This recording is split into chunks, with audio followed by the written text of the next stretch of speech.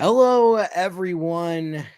Alex, the Oilers fan here, and welcome back to another hockey live stream. We got the Arizona Coyotes taking on the Edmonton Oilers today in game 67 of the regular season. And before we continue here, let's tweet it out. Can I copy the link? I want to copy the link. Okay, copy. And then we're going to tweet.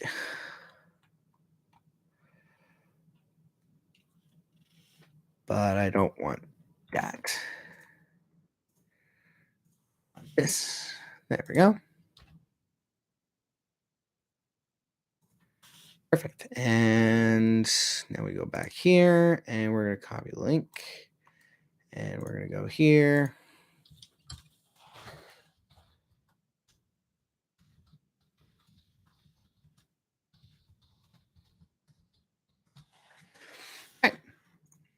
There we go. So as always, we got about 15 minutes to, well, I say 15 minutes, more about 25 minutes till puck drop. So why don't we go ahead and we are going to take a look at the lineups for tonight's game as the Edmonton Oilers try to redeem themselves from that shit show on Saturday. You know what? I say shit show. I don't even know what that was. I have no idea what that was on Saturday. It wasn't even a shit show. It was worse than that. The Oilers lost 9-5. At first, it looked like a good game. It looked like a really good game. Edmonton scores first, 32 seconds in. Calgary has a 3-1 lead. Edmonton ties it. Calgary gets 4. Edmonton gets 4. Calgary gets 5. Edmonton gets 5. And then after that, it was just gone completely 100%. Mike Smith and Mikko Koskinen, I think, were unfairly criticized for that loss. I mean, yeah, you'd like to make a save because Jacob Markstrom made the saves after Edmonton scored 5, but it was more or less the defense that was the issue. So anyway, let's go ahead and take a look at some stats here. So the 20-40-5 Arizona Coyotes are taking on the 36-25-5 Edmonton. Let's just make sure my record says that. There we go. So let's take a look at some stats. So let's do the season series. So right now, the Oilers lead the season series 2-0. They won the first meeting by a score of 5-1 on October 21st, 2021. And then they won the second meeting 5-3 on November 24th, 2021. And so they are playing the fifth and final game, or the third and final game tonight. Both games that they won were in Arizona, and tonight they are in Edmonton. All right, let's take a look at some stats here. So what's funny is that at the Calgary game, the Oilers' power play was ranked 5th in the National Hockey League. Now, because they went 3 for 4, I believe. They scored 3 power play goals in that game versus Calgary, and that has actually vaulted them up to 3rd in the National Hockey League at 26.3%. The Arizona Coyotes power play is at 13.5, which is good for 31st, so second last in the National Hockey League. Penalty killing percentage, not much better. The Edmonton Oilers are at 76.6%, which is good for 21st. And the Coyotes penalty kill is good for 73.6, which is 30th. So exactly 3% less than Edmonton. Face-off percentage, the Oilers are 7th at 52% exactly. The Arizona Coyotes are at 47.9%, which is good for 24th. Goals for per game, the Oilers are 7th at 3.39. The Coyotes are 2.55, which is good for 31st. And finally, the goals against per game, the Arizona Coyotes are at 3.54, which is good for 27th. And the Edmonton Oilers goals against per game is at 3.26, which is good for 23rd. In the last 5 games, here we go for some stats. Players to watch in the last 5 games. For goals, you have Nick Ritchie with 2. He was acquired from the Leafs. Last 5 games, Draisaitl has 7 goals. And here's an interesting note about Leon. If he scores a hat trick tonight, I'm hoping for it. Not going to request it of him. I'm hoping for it. If it doesn't get happen, but if Leon Draisaitl scores a hat trick tonight, he will have his second career 50-goal campaign. and it'll be in front of fans in Edmonton. And, we were fortunate that his first 50 goal campaign came against the Calgary Flames when he scored his 50th. That was in Calgary. And so a lot of Oilers fans made the trip. I'm hoping he pots another 3 tonight. It was funny. Austin Matthews, it was hilarious. The Leafs media was hyping up Austin Matthews as being the first person to hit 40 goals. And they're like, oh, he's going to run with a Rocket Richard. And then what ends up happening is the Oilers or Draisaitl not only catches up to him, and then until last night when Austin Matthews scored a empty netter with 0.8 seconds remaining to get 48 on the year. So right now Matthews is at 48 goals, Draisaitl is at 47. So if Draisaitl scores a hat trick tonight, he not only takes over the scoring race, but he pots 50, and he'll be the first player to 50 goals. That's assuming he gets a hat trick tonight. I'm not expecting it. I hope he gets it because against the Arizona Coyotes, that would be good. Going for assists now, Shane Gostisbehere has 2 assists in his last 5 games. Connor McDavid has 9. Points, Nick Schmaltz has 3 in his last 5 games. Leon Draisaitl has 10. Plus minus. I don't even know who that player's name. C. Deneen. I'll have to look up that name. I don't know who that is. It was last game, number 54 at in his last 5 games. He's at a +1, and Jesse Puljujarvi is at number 3 is at +3. Goaltending matchup looks like Vejmelka. I don't know how you pronounce his last name. His record is a 10-25 and 2 with a 3.34 goals against average, a 906 save percentage, and 1 shutout. Mikos Koskinen's stats took a nosedive in that game against Calgary. He is 23-10-3 with a 3.17 goals against average and an 899 save percentage and 1 shutout. That game against Calgary did not do any favors for the goaltenders for Edmonton stats, because Mike Smith's save percentage is now down to an 896. So, and Stuart Skinner still remains in Bakersfield. I don't know why. Someone pointed out his stats. Let's just take a look at Stuart Skinner. Because Stuart Skinner's numbers in both the AHL and the NHL right now are just absolutely on fire. So here is his record. Okay, so here are Stuart Skinner's stats, and we're going to get into this because I absolutely cannot stand the fact that our best goaltender is in the minors. I cannot stand this. Listen to this. So, in 13 games at the National Hockey League level this year, okay, Stuart Skinner went 6 victories, 6 losses, 0 overtime or shootout losses, for a save percentage of a 913. He had a 2.62 goals against average. He had allowed 32 goals on it doesn't tell you how many shots, but he made 335 saves. So well, that's basic math here. Hold on. 335 plus 32. He made 335 saves on 367 shots, and that is a 0.913 save percentage in the National Hockey League. That is average national goaltending or National Hockey League goaltending. That is average. The Oilers are a good team with average goaltending. You don't even need elite. We don't need it helps to have a guy like Jacob Markstrom on the team, like we could have had if our GM wasn't a fucking moron. But average goaltending in this team's in the playoffs. Now, that's at the NHL level. Let's take a look at his AHL stats. Now, a lot of people, before you guys come at me with the whole, well, AHL is different than the NHL. Doesn't matter. Here are his AHL stats. He has played 24 games in the AHL. He has allowed 54 goals against, but he has made 622 saves. That is good. Sorry. 622 plus 54.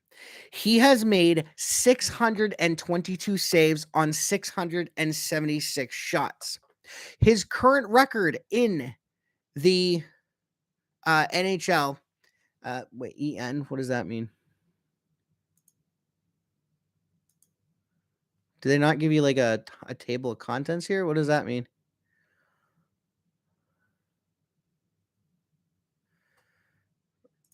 What was?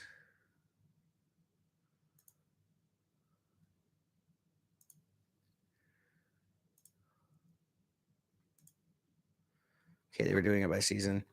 I don't know what EN means. But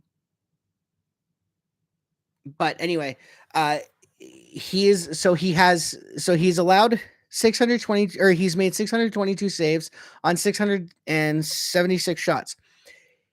He has 3 shutouts in the AHL. He has 15 wins in the AHL. He has 3 regulation losses and 5 overtime/shootout losses. And his goals or his save percentage in the AHL, 920. And for reference,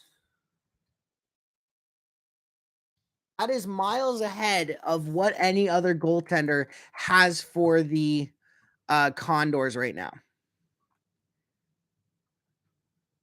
No, I don't want. See, this is why I hate. I don't get it. My Google Chrome. You would think that Google Chrome would make it so that you have Google as your default search engine, and yet mine's stuck on Yahoo for some friggin' reason, and I can't get rid of it. Like every time I switch it to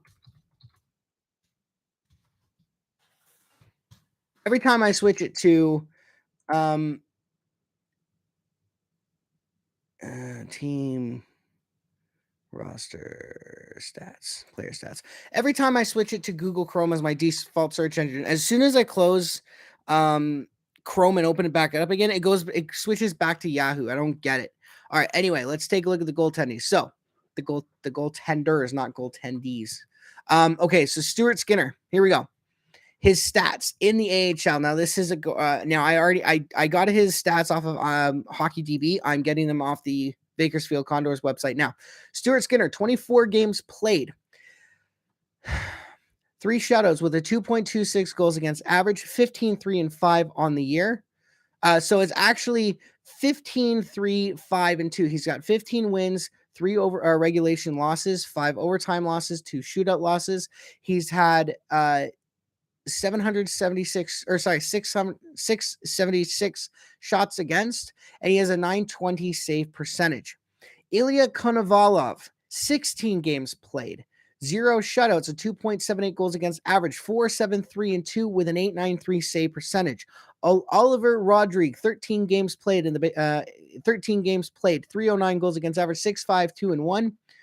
So it's 15-3-7, 4-7-5, 6-5-3 with an 886 save percentage. And Alex Stalock, 5 games played, 381 goals against average, 3-2 on the year with an 862 save percentage. Forget the fact that Stuart Skinner has a 913 save percentage in the National Hockey League. He's got a 920 save percentage in the AHL, and that is miles above any of the other 3 goaltenders that have played this year.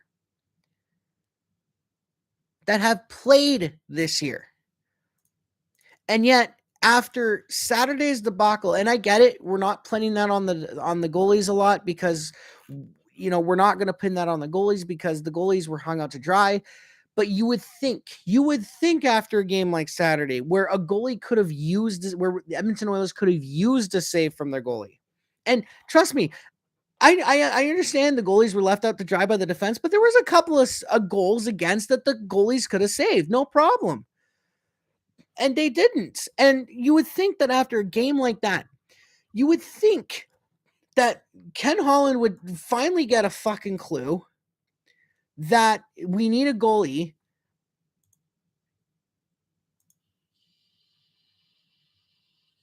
What the fuck was that? You would think that they would go out and get a goalie or call up Stuart Skinner, but they don't. And I swear to God, if goaltending costs us another playoff series, man, I don't know. I think Ken Holland's going to be done.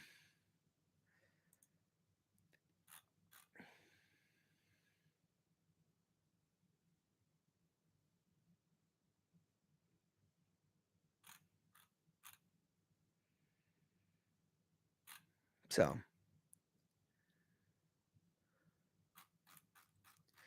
anyway, they're just getting underway here with the broadcast. Oh yeah, I forgot the Oilers are wearing these jerseys tonight. I saw the warm-up video on YouTube. They're wearing these jerseys tonight. So this jersey has been sort of a good luck charm for me.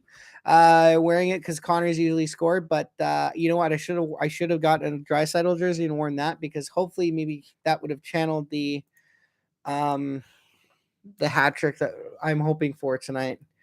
Because yeah.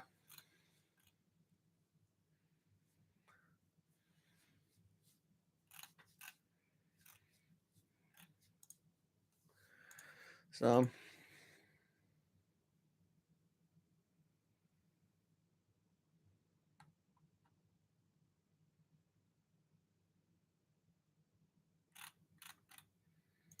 oh, and you know what? Ben Stelter is at the game tonight.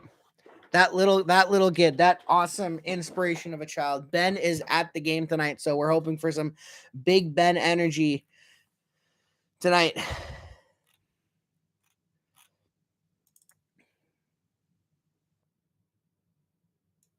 Yeah. So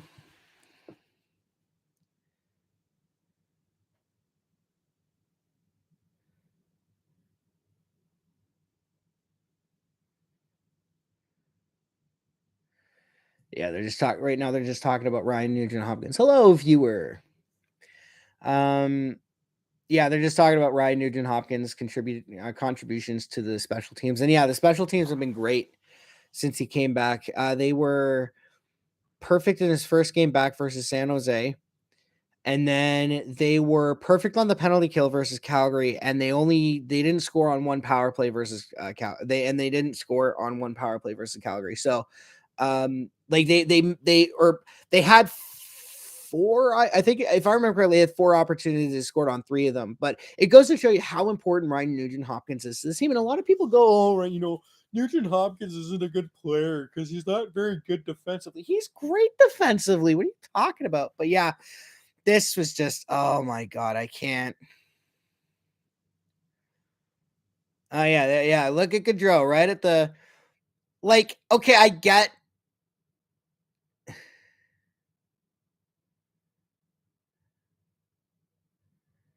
Yeah, that was just horrible. I can't even begin. Like, I can't believe that. I had to shut the game off. I'm like, I didn't even complete that stream.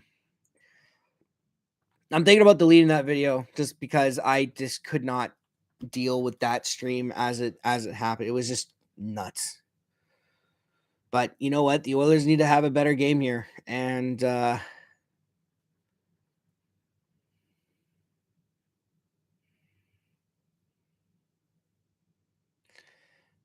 The Oilers have shuffled the lines. I forgot to do the lineups. The Oilers shuffled the lineup for this game. They're going to do the anthems here, but I can quickly give you guys a summary of what's going on with the lines. So Connor McDavid is playing with, let me see here if I can find a tweet. Hey, Willie, Chief Willie Littlechild. Fantastic. Nice to hear your voice, sir.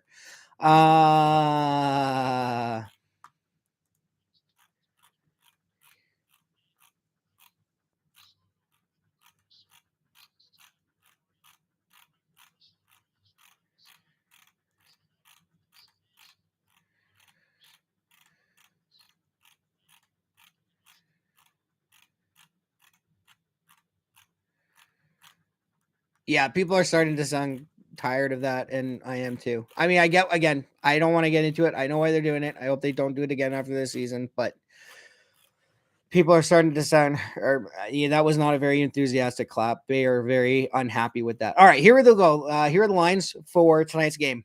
So they changed things up a bit on the front end. The back end is not changed at all. Not really much you can do with the back end, but here's what they did with the forwards. So your top line is now going to be Evander Kane with the Connor McDavid and Jesse Puljujarvi, Draisaitl with Hyman and Yamamoto, Nugent Hopkins with Brassard and Archibald, and McLeod with Warren Fogle and Derek Ryan. So Zach Kassian and and I don't someone else. There was another forward there who took who's off. But yeah, but Cassian is taking a seat. Um, Someone else who's taking a seat, I forget. But anyway, Josh Archibald is playing, and I mean, and you others they can't take the Coyotes lightly. This is a game that the Coyotes have an opportunity to really show Edmonton what's going on, and um, Edmonton can't take them seriously. Edmonton got a rude wake up call against Calgary, and everyone's laughing that the Oilers are going back to basics with the practice because we saw them doing that. But honestly, that's kind of a good thing. It doesn't hurt to go back to basics, especially after a game like that. So we're gonna see what happens here. But the Oilers got to play smart. They got to play structured hockey, and it's gonna be an interesting game. Interesting game. At the break, first intermission, I will do an out of town scoreboard for you guys, and yeah, I'm just gonna let the anthems play here for a bit. Well, I mean they're halfway through Canada by now, so I should probably shut up.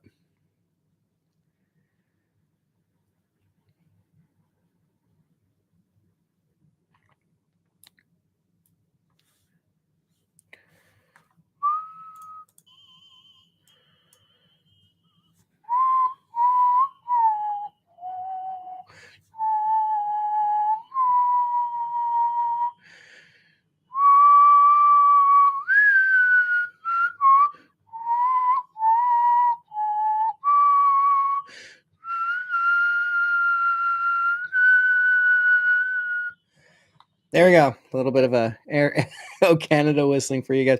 Holy moly, it's snowing in Edmonton. Well, that's Canada for you. Actually, that's Edmonton for you. Having lived out there, yeah, I can absolutely 100% relate to that. So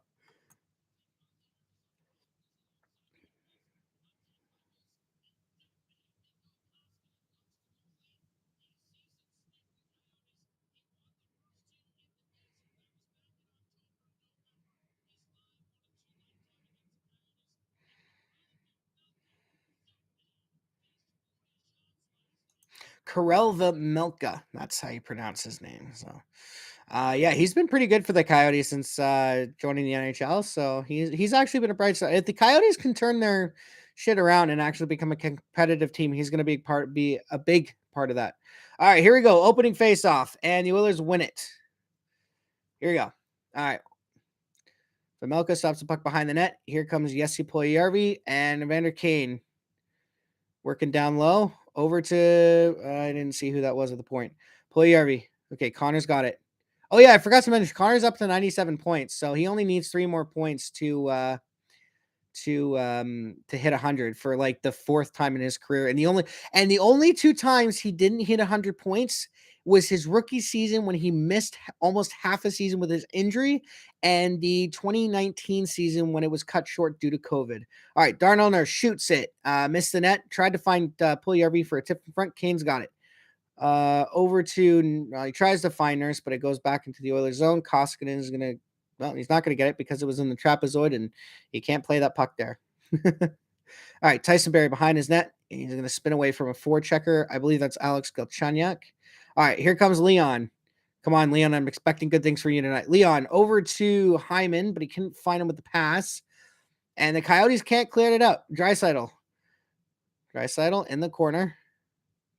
Yeah. And tries to get it back to Yamamoto, but Yamamoto cannot get the puck.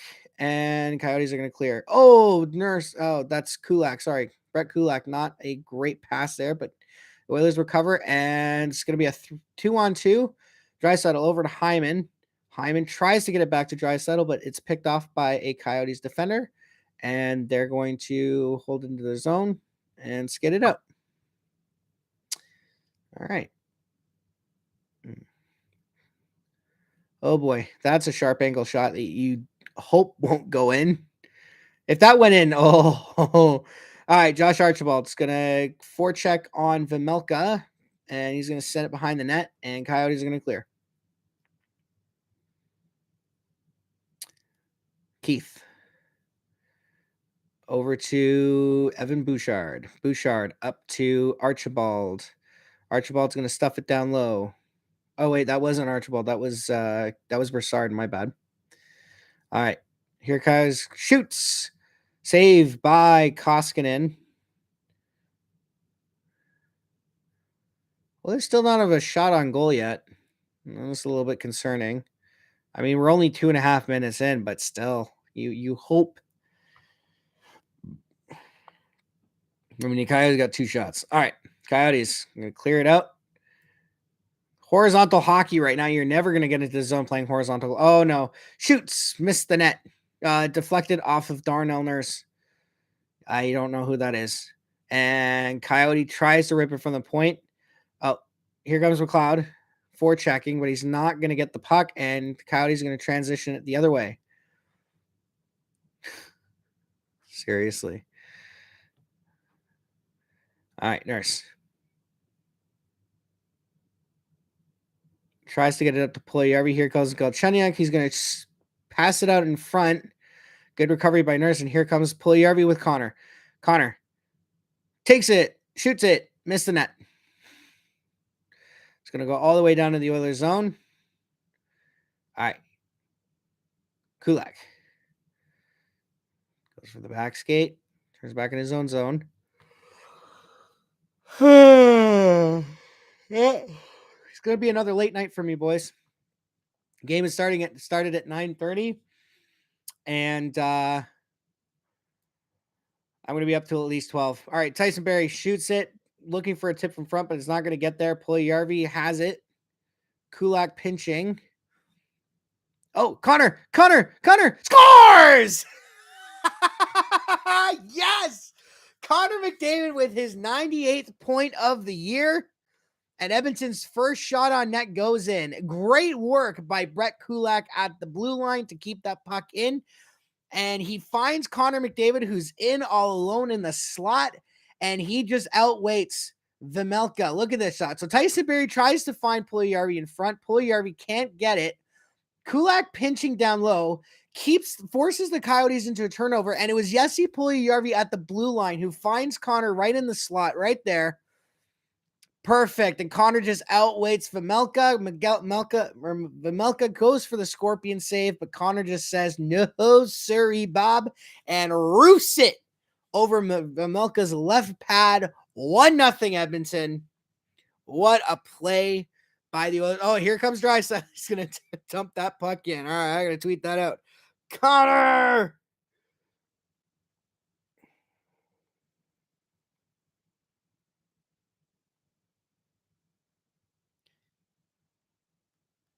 Yep. That was a perfect play. All right. Coyotes in the zone, though. Shots are now 2-2. Pretty good. All right. Duncan Keith behind his net. Passes it to Draisaitl just out of his reach. Draisaitl tried to intercept that pass, but he couldn't do it. All right. Duncan Keith. All right. He's in his zone.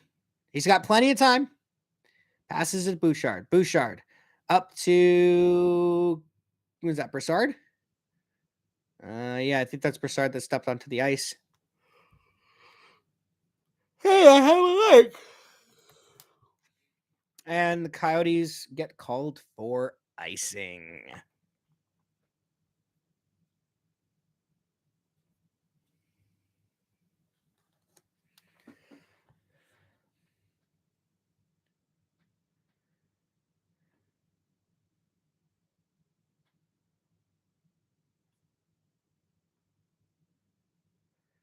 All right, face off in the Coyote zone. Nugent Hopkins, I believe, or was that Ryan McLeod? It looks like it was McLeod. Oh, Oilers force the Coyotes into a turnover, but they can't corral the puck. Great work from Derek Ryan there. And Coyotes are going to clear it again. This time it's going to roll in on Koskinen, who has to play it. All right, Brett Kulak. Over to McLeod. Here we go. McLeod going through with speed. McLeod's got wheels. Shoots it. Missed. Might have been saved by Vejmelka, or I'm going to butcher that name all night. Vejmelka. I can't even say it now. I can't even say it. All right. Derek Ryan down low for McLeod. He can't corral that puck. They might get called for a cross check. He might get called for a cross check. Coyotes shoots. Oh wow! I thought that went in. The Coyotes shot the puck. It hit Koskinen, but it rolled right to Cody Ceci, who was going towards the Oilers net. I thought he knocked that into the net. I don't know how that stayed out. It looked like it was gonna go in. All right, Archibald with Nuge. All right, Nurse. To nobody. Okay. All right, Nurse. I guess you could just send it to nobody. Coyotes are going to clear, but it's not going to go down for icing. All right, Derek Brassard sends it to Cody Ceci, and their teams are going for a change. Oilers dump it in. All right, Nuge, forechecking. Wins the puck battle. Nuge, back to Keith, shoots. And blocked in front or saved by I fucking can't even say it. Vejmelka. I want to say like the you know what it is? It's because I want to say Nedeljkovic. Vejmelka Nedeljkovic. Like you can understand the confusion.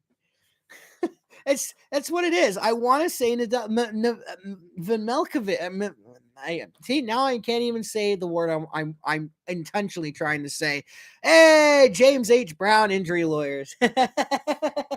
Wouldn't play an Oilers game if they weren't doing James H. Brown commercials. But yeah, I want to do like a combination of Vejmelka and Nedeljkovic, like Mavelkovic or something like that. Anyway, that's why I keep butchering his name. So it's Vejmelka and Nedeljkovic. Can you imagine if they were on the same team? Oh my God. That would be a word salad and a half for any commentator, myself included. All right. So Coyotes clear the puck out, but they're not going to get into offensive zone possession. All right. Evander Kane tries to get into the zone, but he can't. All right. Coyotes clear. All right. Puljujärvi shoots. Saved by Vejmelka. And we go to commercial break. I suppose I could do the out-of-town scoreboard right now, actually, when we have a commercial break here. All right, so there were 5 games on tap. 1, 2, 3, 4. Yeah, so there are 5 games on tap for tonight. We have one final right now. The Carolina Hurricanes crush the Washington Capitals by a score of 6-1. I have a Russian in here. Hello, sir. I don't speak Russian. I know, actually, no, I know one phrase in Russian. Fun fact, actually, you know what? It's a perfect story. I actually used to attend a Russian school when I was in grade 5. I went to a school called Pushkin. And now, obviously, as a kid growing up in Canada for 10 years, I never learned Russian before. I never knew how to speak Russian. But when I went to this Russian school, they taught me the Russian alphabet, Russian letters, how to say a few words and phrases. And I could actually speak a bit of Russian. And and what was funny is that when I left that school, I could speak a little bit of Russian, but in the years that followed, because I never kept up speaking it, I completely forgot it, except for one phrase in Russian. And actually, I say one phrase. I know a few words. Like I know "niet," "da," no and yes. I know "spasiba," which I believe is thank you. But the one phrase that's always stuck with me after leaving that school was "kag dela," which is how are you? Like, how are you? And so that was that's really the only Russian phrase that I remember how to say almost perfectly. So yeah, Kagdala, sir. All right. Anyway, yeah. So all right, Oilers win the faceoff. Draisaitl looking, shooting, saved by Vejmelka. Yeah. Yay! There you go. Yeah, awesome, man. That's good. Good to hear, man. Anyway, we were doing out of town scoreboard, but we'll do that at the intermission. How are you tonight? You're good? All right, wait, I already just asked that. I'm so sorry. I'm not used to having a chat actually talk to me. This is nice. I don't know what to say. Yeah, I'm glad you're doing well, sir. All right, 12:22 left in the first period. Shots are 5-2. Perfect. Shots are 4-3 now. I don't know why they said shots were 5-2, but that's okay. All right, Leon Draisaitl, and the Coyotes are going to go on the penalty here, or the Oilers are going to go on the power play. My bad.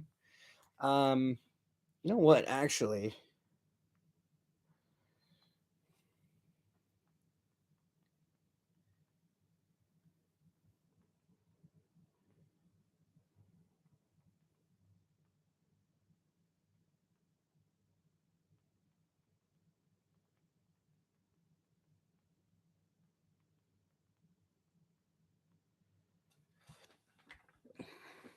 all right.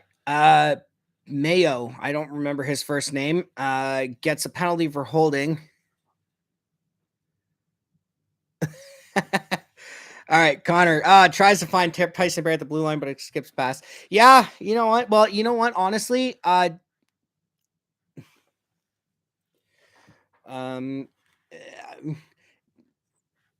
don't don't be too quick to bet for Edmonton. They have a history of screwing things up from time to time. All right, Draisaitl at the right side of the ring, back to Barry. Barry over to Connor. Connor to Draisaitl, shoots, missed the net. And you know Draisaitl's going to look for 50 tonight. You know he's looking for 50 tonight. Live streaming a hockey commentary. All right, Coyotes clear the zone. All right, McDavid over to, I think that was Hyman or Yamamoto. It was Hyman. All right, Nuge back to Barry. Barry down low for Nuge. Nuge comes out in front, tries to find Hyman. He deflects off the stick. Connor down low for Nuge. Nuge up to Draisaitl. Draisaitl to Connor. Connor, to Nuge, or Draisaitl. He was going to miss the net anyway. No worries, boss.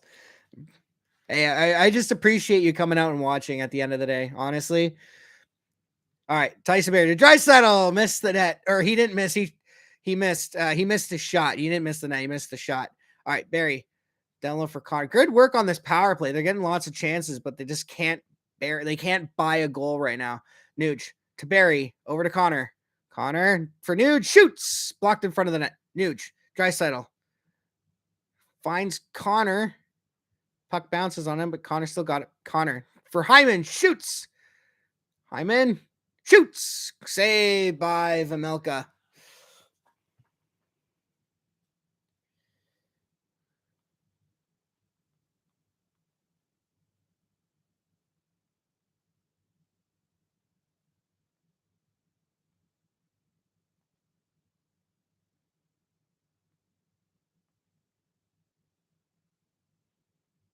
Oops. I'm just texting someone and I can't spell Coyotes for some reason. All right, let me send the link here. Copy. All right, Twitter.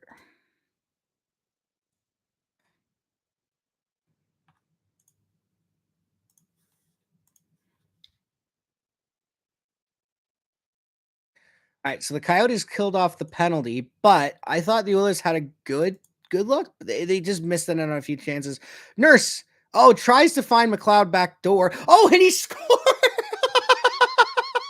Yes, Ryan McLeod makes it 2-0. So Darnell Nurse tried to find Ryan McLeod back door. The puck missed McLeod, and he just banks it in off Vejmelka, and it's 2-0 Edmonton. All right.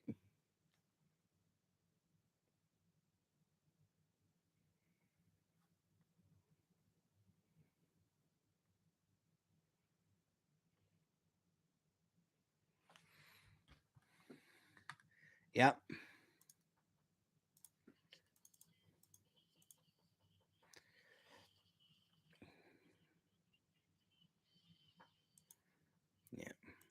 Yep. So there we go. So 2-0 Edmonton. The goal scorers right now are Connor McDavid with his, I believe he's in the approaching 40 now. Let me see if I can find his. Connor McDavid with his 36 and Ryan McLeod with his 7th. And you know what? Ryan McLeod's not a big goal scorer for this team, but he is going to be an important part of this team going forward. He is an excellent third line center for this team. And you know what? Or a fourth line center, depending on how you want to put him. Because, like, for as bad as Edmonton is at the goaltending position and on the defensive side of the game, they actually have one of the strongest center depths in the league. You got Connor, your first line center. You got Draisaitl as your second line center. And let's be honest here, Draisaitl is a first line center on a bunch of NHL teams. I can name at least like 5 off the top of my head where Draisaitl is a first line center: Montreal, New Jersey, Vegas, Buffalo for sure. What's a good fifth one? You know what? Just because I want to piss them off, Toronto. Yeah, that's right, Leafs fans. Draisaitl would be first line center on your sorry ass team.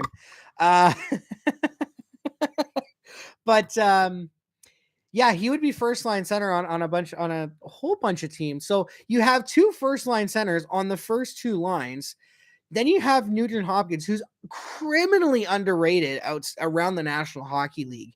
And then, of course, yeah, just throw Ryan McLeod in the fourth line center position. You're set. So, yeah. All right.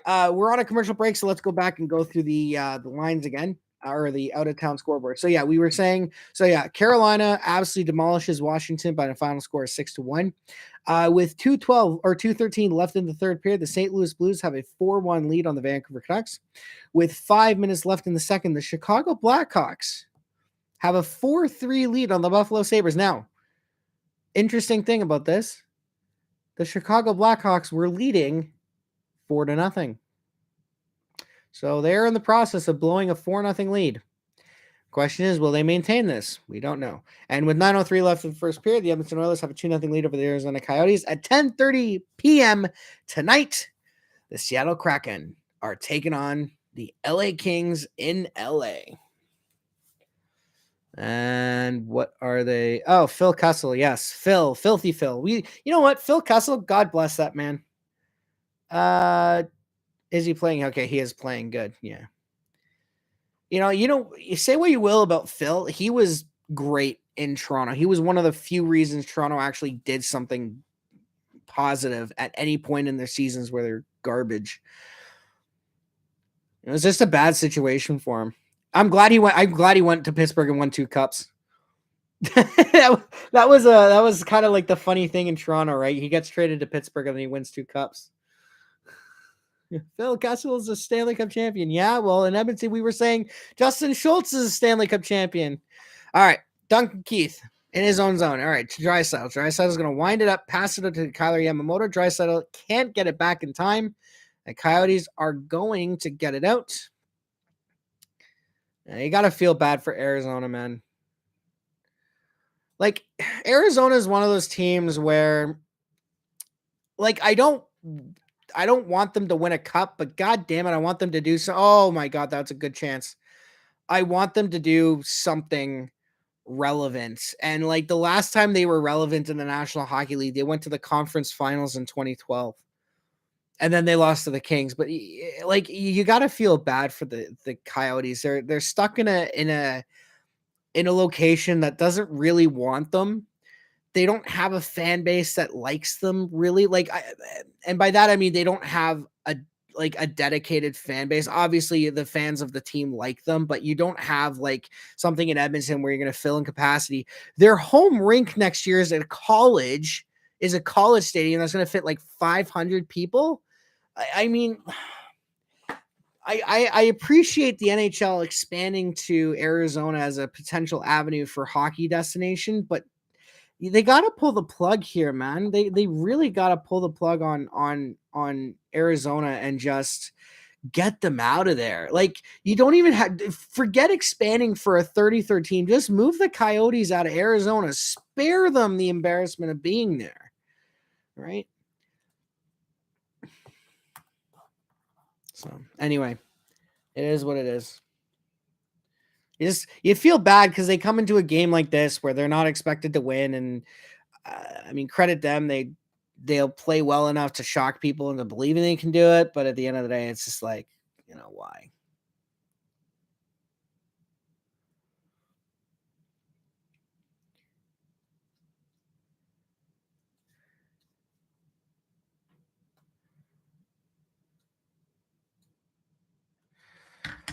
All right. Coyotes with some pressure right now. A 6:20 left in the first. Edmonton can't clear the zone, but they get it out. All right, Puljujärvi over to Kane. Kane tries to find Connor, tries to go back to Nurse. And the Coyotes are going to clear it out. Nurse dumps that puck in. Vejmelka gets it. Derek Ryan on the forecheck.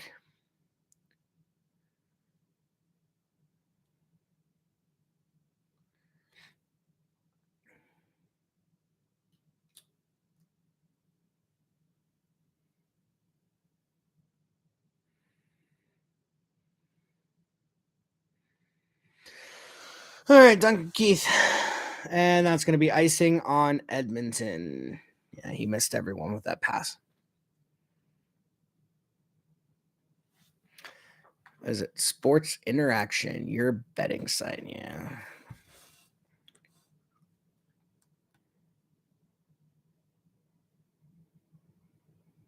$6:38. When did that happen?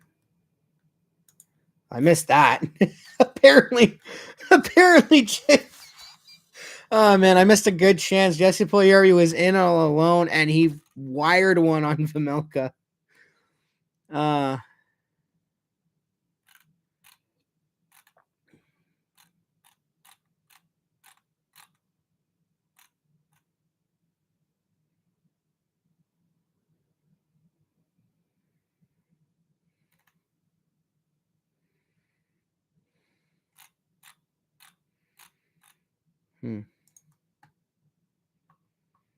Oh, looks like we're getting a penalty on Edmonton here.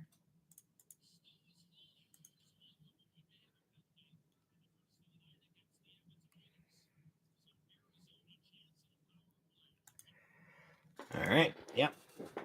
Warren Fogle gets called for something. And yeah, Arizona Coyotes are going to go on the power play with the Oilers up 2-0. So yeah.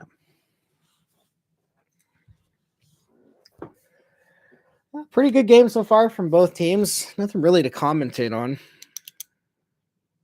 Except the 2 goals. Boy. Hey, you know what? I'm just glad my boy Connor scored and I'm wearing this jersey again. It's either that or wear the Talbot one, but Talbot doesn't play for the Oilers anymore, so that one just kind of just hangs in the closet for reasons. Although actually, it is funny today. Talbot was named one of the 3 stars of the week, and the Minnesota Wild tweeted this out. This is hilarious because I made a point of asking this question. Where is it here?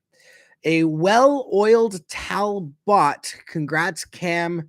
3 wins, 1.33 goals against average, 959 save percentage, NHL's first star of the week. And I tweeted out, do you think Minnesota put oiled in there to troll us? Would take him back anytime. Miss Cam in Edmonton. And it is 100% true. I would take Cam Talbot back in a heartbeat because I miss that man. He was fantastic for Edmonton. I really miss him. It sucks how it ended, but you can't really blame the team. All right. Warren Fogle gets penalty for tripping. What's the I'm going to show the penalty here. Oh, Kane with the hit behind the net. That was pretty good. Oh, man. Yeah, thank goodness I napped earlier because I would be out of it completely. All right. What's the penalty looking like here? Oh, they're not even going to show the penalty. Fantastic. Good job, Sportsnet. Good job with your replay. I want to see the penalty. All right. Yeah, we've already gone through the stats here. There was PKs ranked 24. Oh, that's a good chance for the Coyotes in front, but they can't bury it. All right. At the point. All right. Here's Phil the Thrill on the left. Back to the point. I think that's Gostisbehere. All right. Guy at the right circle down low for the Coyotes. Good save by Mikko on Kessel, who was sneaking back door. That was an excellent play by Mikko. Clayton Keller. All right. Clayton Keller's number 9, I'm guessing. All right. Okay. Schmaltz is number 8. Gostisbehere is number 14. Keller's number 9. Gloss and Krause. Okay. So it looks like your unit is Krause with Keller, Kessel, Gostisbehere, and Schmaltz. All right. Gostisbehere. Over to Keller. Gostisbehere. Back to Keller. Walking in, finds Kessel. Kessel looking. Passing to Keller. Keller shoots, and that's a goal. Clayton Keller is going to wire that 5-hole. Hey, no worries, Cat.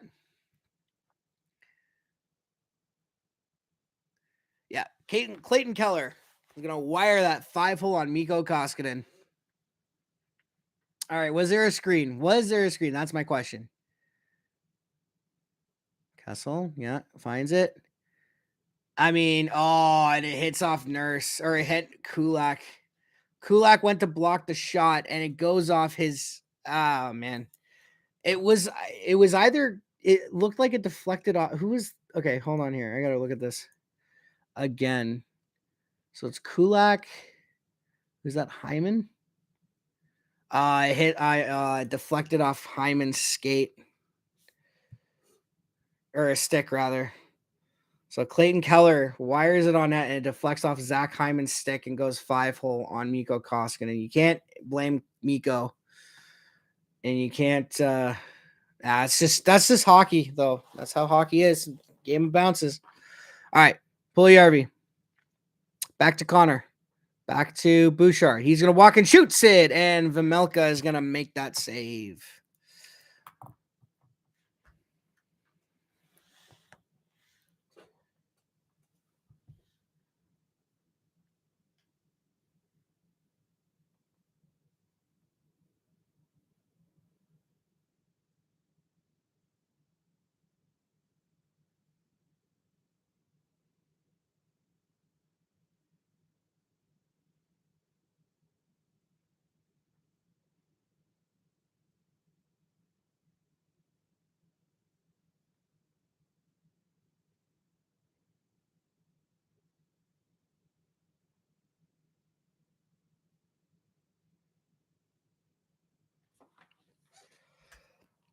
All right. And offside, Arizona.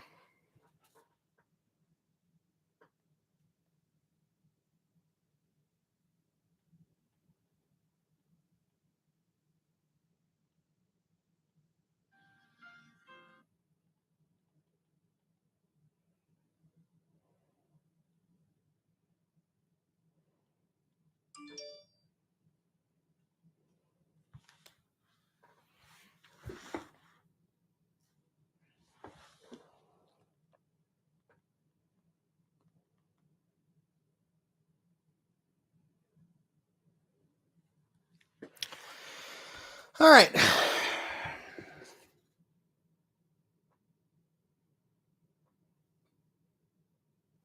All right. Oilers in the offensive zone. Draisaitl behind the net. All right. He's looking. Skates away from a check. Draisaitl turning back behind the net. Takes it in front, trying to find Hyman, but he can't do that.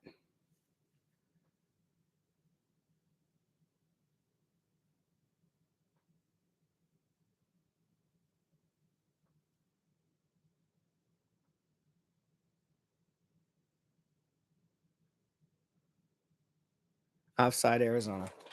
All right, 2:23 left in the first period. Score is 2-1 for the Edmonton Oilers. Unfortunate deflection on the Coyotes' goal on the power play. Deflected off Hyman's stick, trying to block the shot. But, like I said, that's hockey. They play with a small rubber disc. There's a lot of places that puck can go. There's a lot of places that puck can go. It can go. Sorry. All right. Nugent gets waved to the face-off circle. Archibald's going to win the face-off, though. Or was that Brassard? I think it was Brassard, actually. Kanyemi injured in final second. Ooh. All right. And the Arizona Coyotes are going to get called for icing.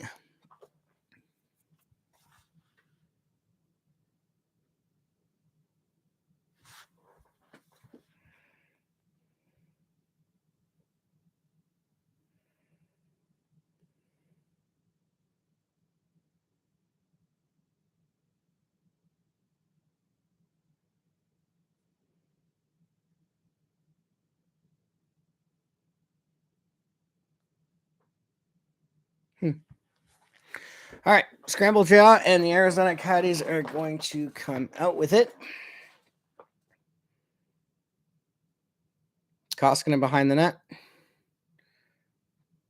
And the Oilers are going to get it out, but it's going to go for icing. Oh, wait, no, never mind. Must have deflected off a Coyote in the Oilers zone. It's the only way that it wouldn't get called icing. All right, here come the Coyotes. Galchenyuk. Or is I don't know the numbers.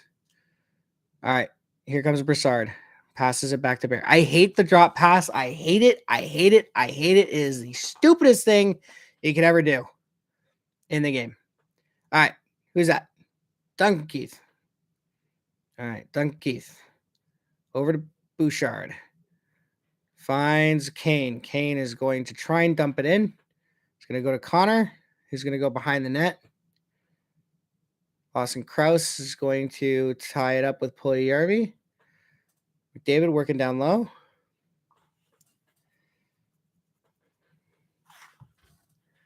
Connor comes out in front, tries to dangle, and he almost did. It's just that he lost control of the puck.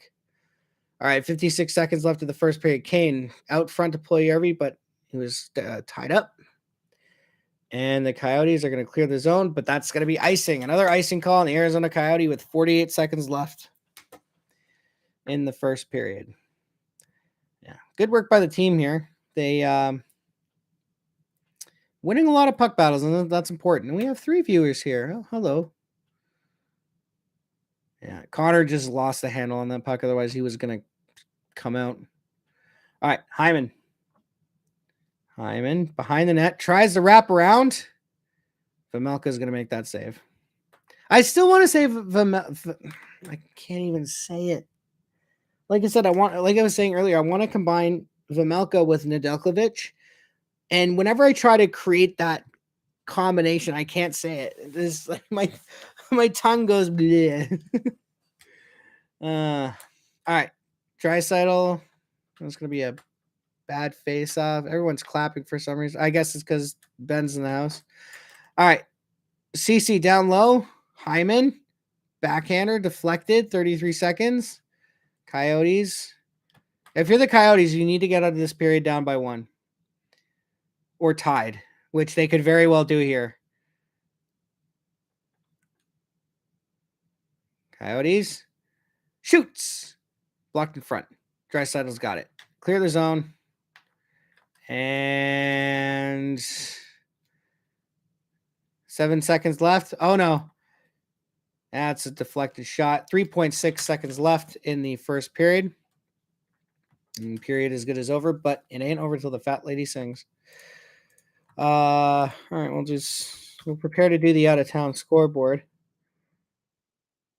Ooh. Oh.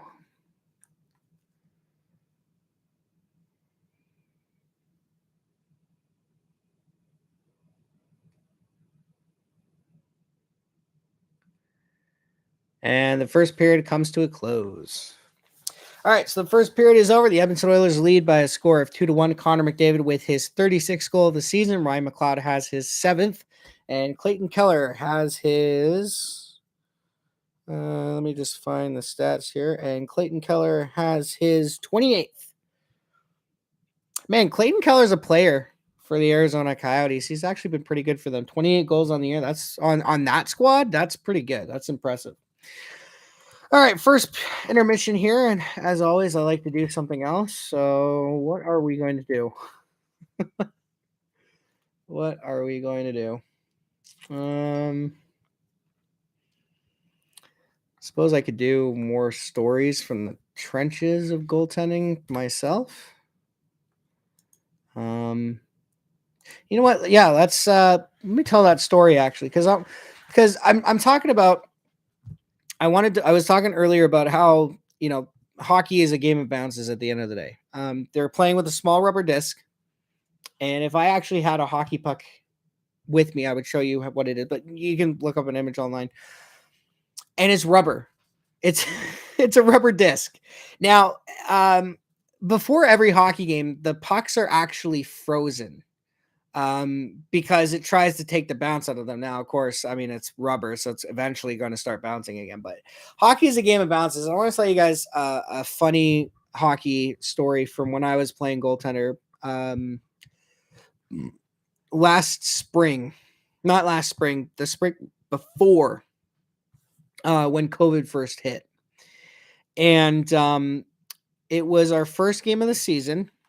And I was playing goaltender for my team. Now, this is not ice hockey. This is ball hockey. So ball hockey and ice hockey, very different. The basic concept of the game is the same, but every position is different, especially the goaltending position, because goaltending in hockey relies on the slippery surface of the ice. You have to rely on that to make the sliding saves, to kind of get over for one-timers pretty good. Like you as a goalie we got 5 viewers now. What is this? as a goalie, ice hockey is like the ice is your best friend as a goalie in ice hockey. In ball hockey, it's a lot different because you don't have ice to slide around in, and you're not wearing skates, you're wearing shoes. Or if you prefer, you can wear roller skates. So goaltending in ball hockey is very different, and I've been playing ball hockey for most of my life, so I kind of know how it works. But in this particular game, it was the first game of the season, and this was a game of about crazy bounces. My team lost. I don't remember the final score, but I remember that I got 3 goals against that were lucky bounces for the other team. So the first goal that occurred is you know what? I'm going to bring up the props for this one. And I'm losing followers? Really? They want to hear my goaltending story? Man, that sucks. I'm playing goalie, right? So the first goal that happens is a shovel from the right side. So I'm covering the post, and I'm down in the reverse VH to make sure there's no wraparound. Puck comes out in front. Now, I make the save. I make the initial save. I stick out my left leg to make the save on the pad. And the puck, or the ball, it's an orange ball, is sitting right there. And I'm looking down and I see it. So I go to cover it with my glove. The problem was, as I didn't get there in time because someone pokes it in past me. So that happened. The second goal that I allowed, this one was, I'm going to take the blame on this one because I was hoping for something to happen, which didn't happen. So the guy takes the shot from the point. Right? He takes the shot from the point. Now I'm high enough at the crease to make the save. So I make the save, right? And I'm in butterfly, make the save. Except it hit, my stick was angled. So the puck, I'm going to say the puck, but I mean the ball, hits my stick and goes straight up into the air. Now, I know it went straight up in the air. I could see it go straight up in the air.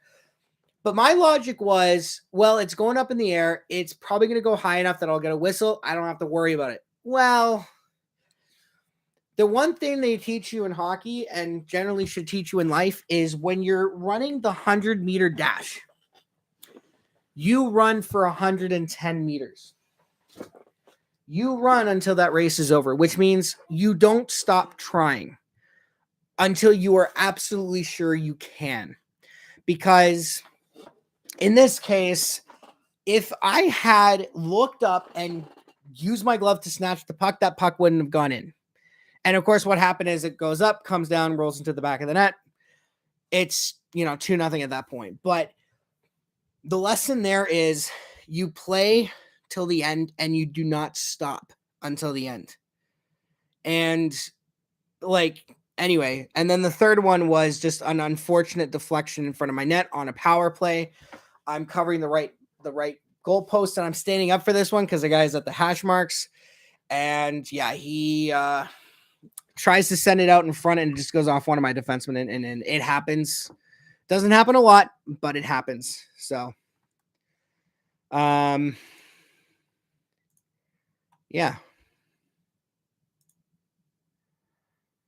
What's going on here?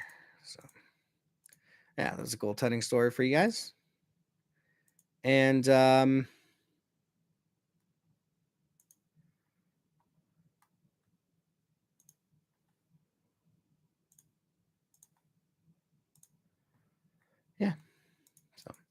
I don't know what else to talk about right now. There's really nothing to talk about.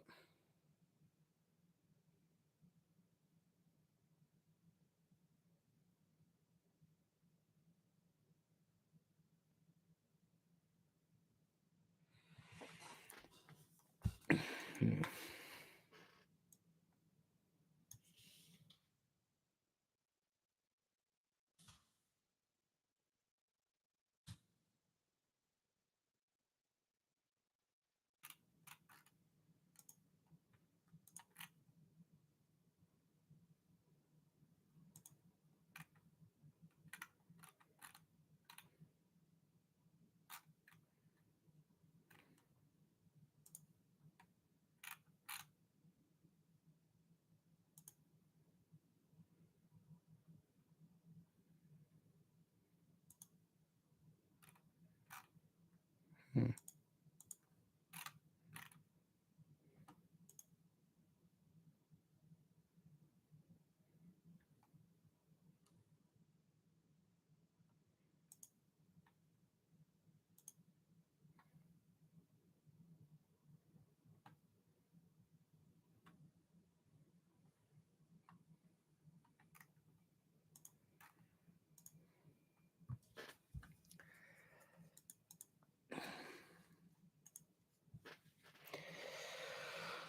Oh boy.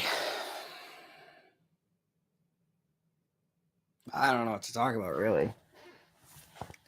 Intermissions always, I don't want to say they bore me, but I don't know what to talk about in terms of intermission. So I could check Oilers Twitter, see what's going on here. Talented friends. Um,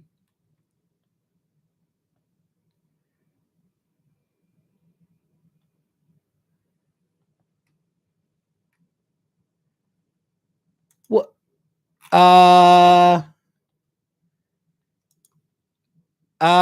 Eugene Melnick is dead.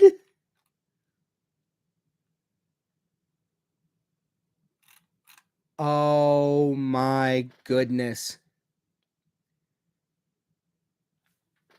Uh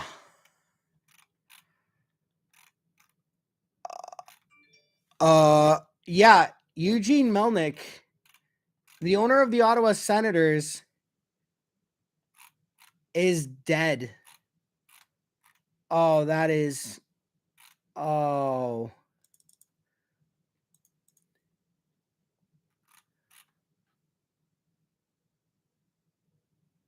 It is with great sadness that the family of Eugene Melnick and the Ottawa Senators hockey organization announces his passing on March 28th, 2022, after an illness he faced with determination and courage.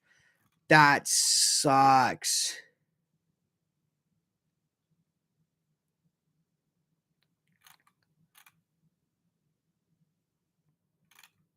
Oh my god, that sucks. You know what? You know what? Say what you will about Eugene Melnick as an owner, and he was terrible, but that's rough. That's rough. That, you know what? My condolences to Eugene's family. Peace, Eugene. You were a hockey owner for a reason. Rest in peace, my friend. And you know what? I actually met Eugene Melnick at a bar once. I was in Barbados when I was a kid, and when we went down there, there was a place that we liked to frequent because my grandparents would go down there. My mom and my dad would take us. There was a place we used to frequent down there called Bert's Bar. Now, in the last year I went to Barbados, the bar was actually purchased by Eugene Melnick, and I had the privilege of actually meeting him at that bar. Now, back then I did not understand how hockey works, so I told him he should acquire Matt Sundin because my dad told me he was the owner of the Ottawa Senators, which I thought meant he had like a role in how the team worked. So I told him he should acquire Matt Sundin, and that's of course back when Matt's played for the Leafs. But you know what? It sucks, and my condolences to Eugene's family. Rest in peace, Eugene. You were an owner for a reason, and that's unfortunate. That sucks. I can't. Wow, that hurts. That gets me. Like I'm not gonna cry or anything, but that is very surprising.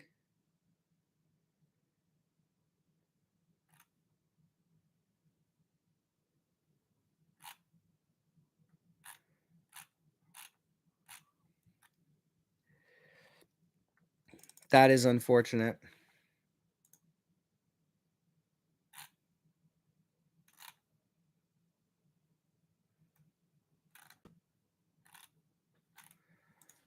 Yeah.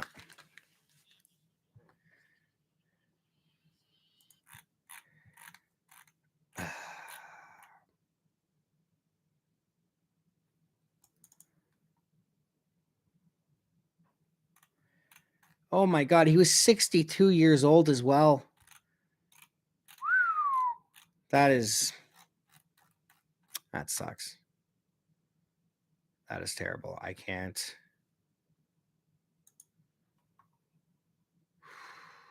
That hurts. That's heartbreaking.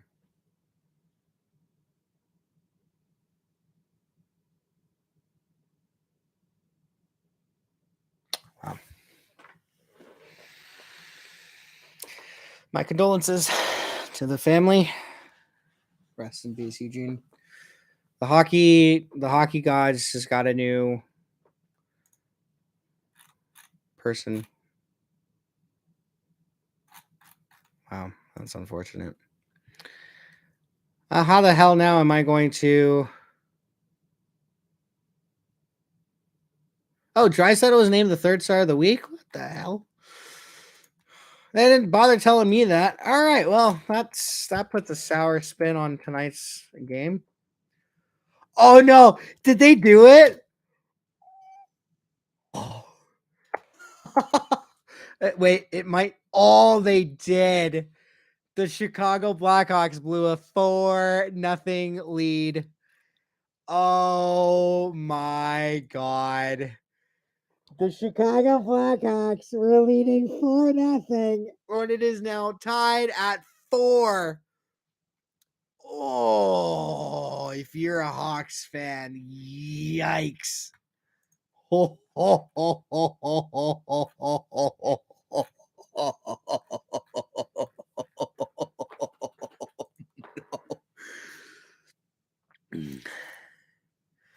Oh, that is not a good look for the Blackhawks. Oh boy, that's unfortunate.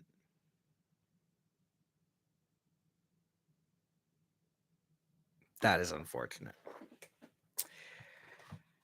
Oh boy. It's kind of funny when you think about it. All right, yeah. So the goal scorers. All right, so we'll do the goal scorers here. So Calvin DeHaan at 7:53 of the first period scores his second goal of the game, or second goal of the season. Sam Lafferty scores his fifth at 13:44. Jonathan Taves his 10th at 16:55. So it's 3-0 Chicago after one. Second period. Seth Jones gets his fifth at the minute 21 mark. And then Victor Olofsson scores twice, his 13th and 14th at 4:50 and 10:24. Kyle Okpoza with his 17th at 14:32. And then Vinny Hinostroza at 2:39 into the third period. The Chicago Blackhawks blew a 4-0 lead. Well, the winds have turned. We're tied up at 4. Yes, you are.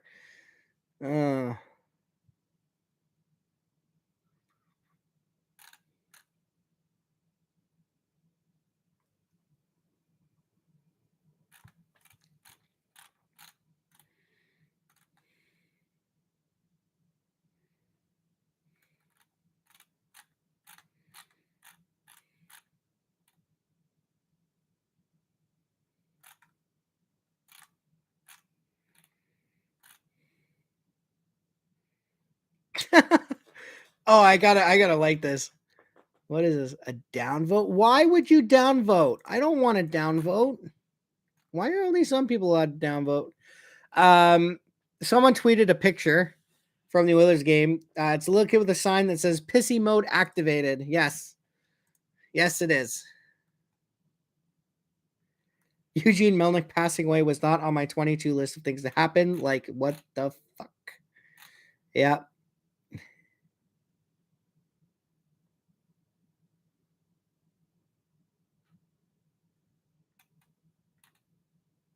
Oh, tree. That's not a good look, man.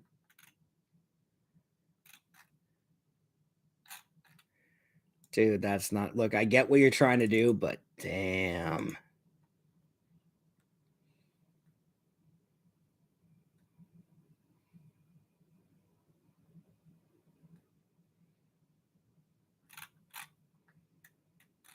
Man.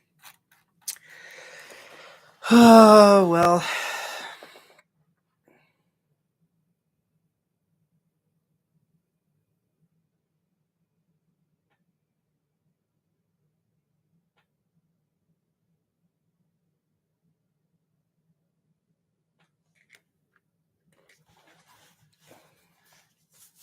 I feel like I should get something to eat.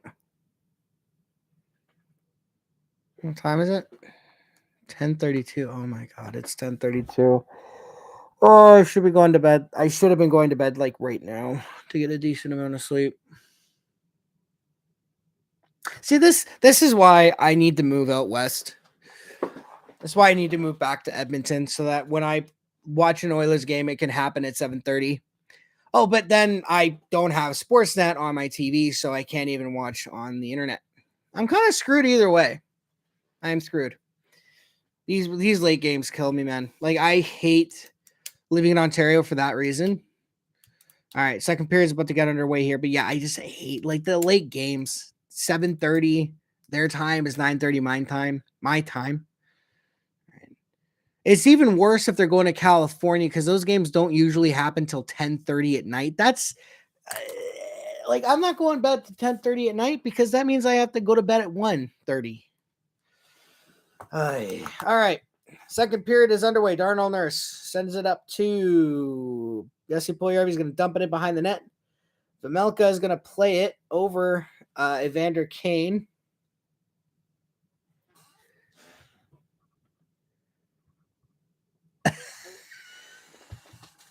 That's true. That's true. Yeah, that's very true. I do need to get another job. Well, that's why I'm going to school, though. Right? I'm going to school for bookkeeping. I'm hoping to make it work. So I need a solid 8 to 4. That would work. 8 to 4, 9 to 5. Because then these late games wouldn't matter to me. All right, Kyler shoots into this traffic, and the Coyotes are getting a penalty. Nick Schmaltz looks like he's going off for tripping. Yeah, you're absolutely right. I do need to get a better paying job. Well, not a better paying job, a job that's different, but we'll get there. I'm taking courses in bookkeeping, and we'll get there eventually. Hopefully.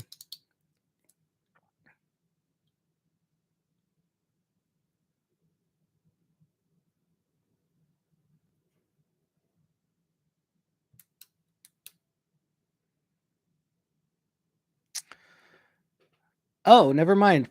Schmaltz got the penalty for closing his hand on the puck. You don't see that called very often. All right. Barry, over to Nooch. Nooch. Down low. Tries to find Draisaitl on the slot, but he can't find it. Barry, over to McDavid. McDavid. Back to Barry. Over to Nooch. Back to Barry. Looking to Nooch. Nooch to Draisaitl. Connor shoots. Draisaitl whiffed on the puck, but it went right to Connor. Draisaitl. Oh, good save by Vejmelka. Draisaitl had him beat, but it was a great save by Vejmelka. It just sticks out that left pad. Draisaitl down low for Connor. Connor back to Barry. Barry to Draisaitl. Draisaitl looking, waiting, shooting. Tries. It was probably a shot. Could have been a pass. Barry tries to find Connor down low, but Connor, the puck missed him, but that's okay. The Oilers recover. Barry to Draisaitl. Barry back to Connor. Tries to throw it out in front, but he can't get past the traffic. Barry shoots. Vejmelka's got that puck.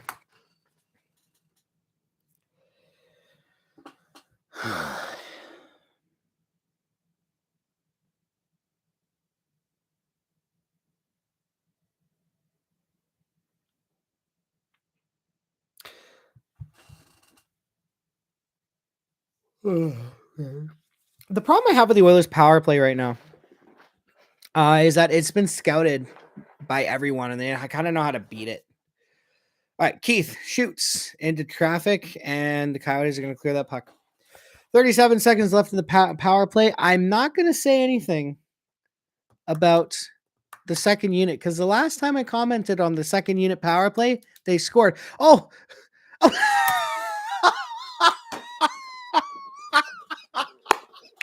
And right on cue, Ryan McLeod splits the defense and goes 5-hole backhand or backhand 5-hole on Vejmelka. 3-1, and my stream crashes. Of course my stream crashes.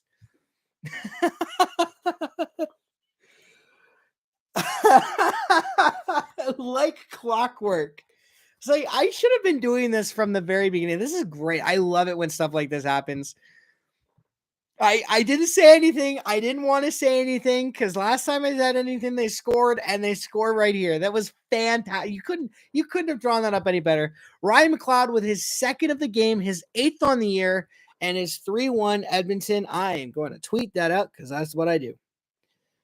McLeod times 2. Edmonton 3-1. Arizona. All right. All right. Coyotes going right back to work in the Oilers zone, though, but the Oilers are going to clear the puck out. Back to the defenseman.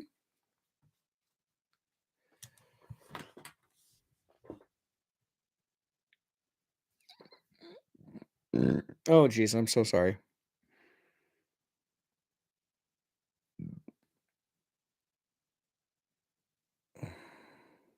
Oh, was that Archibald? Archibald with a good forecheck almost forces Vejmelka into a turnover. And, number 29 for Arizona with a spin move, but he can't get past the Oilers' defense.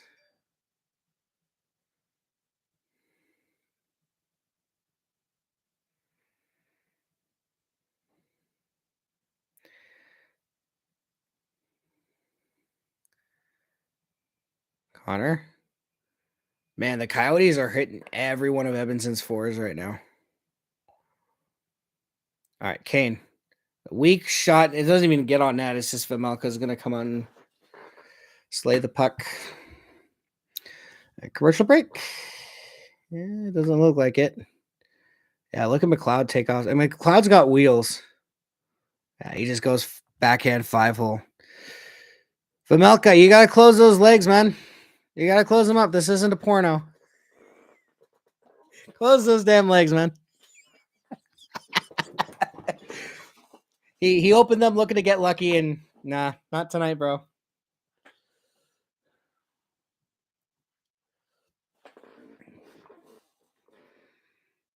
All right, Arizona. Dangerous pass in front of their net. You never, oh my God, basic hockey, never send the puck up in your own. Oh God, slapper from the Coyotes from the point goes into traffic. I don't even think Koskinen got a piece of that.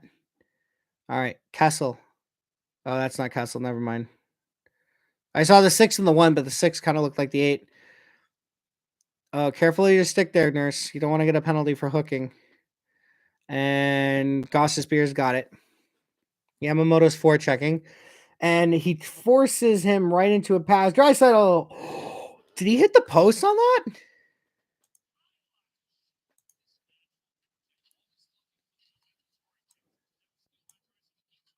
Oh, he hit the post. He had Vejmelka beat, but he can't beat the post. Draisaitl, that's twice now. Draisaitl has had a great scoring opportunity, has not been able to bury it through no fault of his own. I mean, the first one was a great save by Vejmelka on the power play, and this one he just rings it off the post. Vejmelka better be hugging his post after that. You better be thanking his post for that. All right, Brassard tries a sharp angle shot, but it's weak, doesn't really go anywhere. And here comes Phil the Thrill. Phil over to Galchenyuk. Tries to find Lawson Krause backdoor, but he can't do it. And Krause forced into a turnover. Nuge tries to beat the defender on out wide, but he can't. And it's just a scrum in the corner now. Just a scrum in the corner. Six grown men fighting for a little piece of rubber in the corner. That's what hockey it's all about. All right, Fogle, not a good look there, but the Coyotes can't spring them on the breakaway. Yeah, Fogle tried a shot for the point, but he fanned on it, and the Coyotes had an opportunity to spring one of their forwards for a. Oh my God, these refs! I don't even know how you begin to pronounce that last name. Anyway, the Oilers are going back to the power play, up 3-1. I don't even know how you pronounce the name of the player. Didn't you have one before?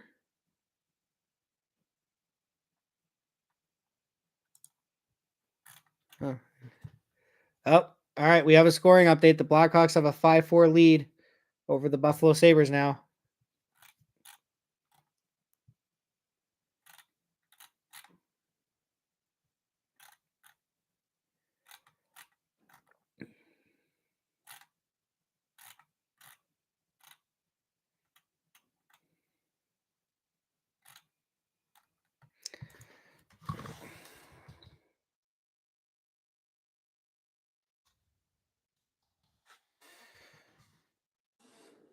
That was on the power play too.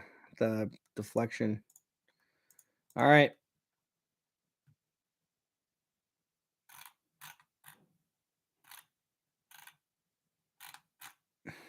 Oh, and they're in Chicago too. So I bet the Blackhawks heard it from their crowd when they had a 4-0 lead in Buffalo tied it up.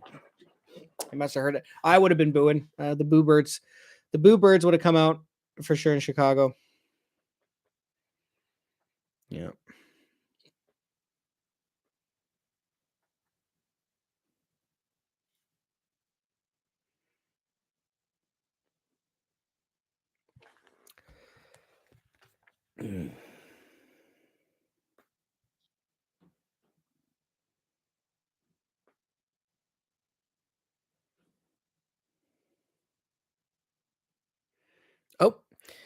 Oh, we have a scoring update in the Kraken game. The Seattle Kraken have a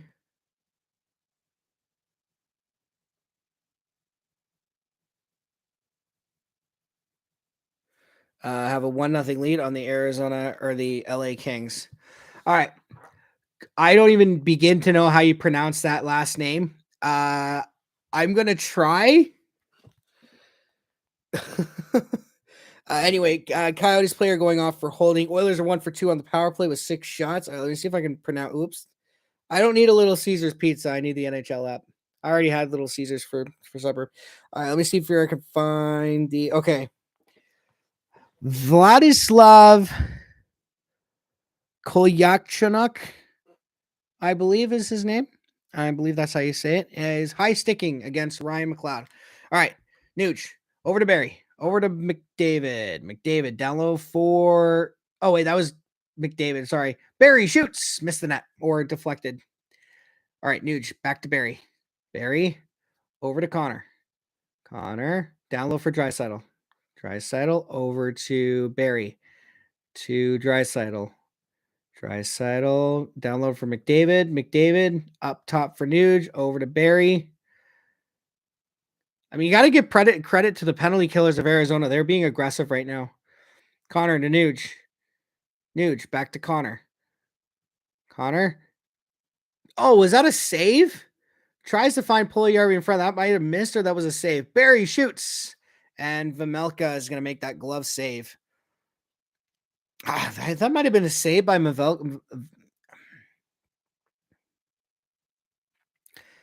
Vejmelka on, what was that? Oh, no. Puljujärvi missed it. He just missed that. That's a backdoor tap in. If Puljujärvi gets that. Even then, Vejmelka might have gotten it. All right, Kane shoots, saved by Vejmelka. I'm going to eventually get this goaltender's name without butchering it. Kane shot on Vejmelka, and he's going to make the save. He drops it, and he's going to find that puck and quickly cover it. 28 seconds left on the power play. Shots are 24-13 in favor of the Edmonton Oilers. 12-14 left in the second period. And the Oilers are going to lose the faceoff, but Kyler Yamamoto is going to do a great job to hunt that puck down, send it back to Duncan Keith. All right, Keith. Walking the line, over to McLeod. McLeod finds Yamamoto down low, over to McLeod. McLeod in the slot for Kane, over to Yamamoto.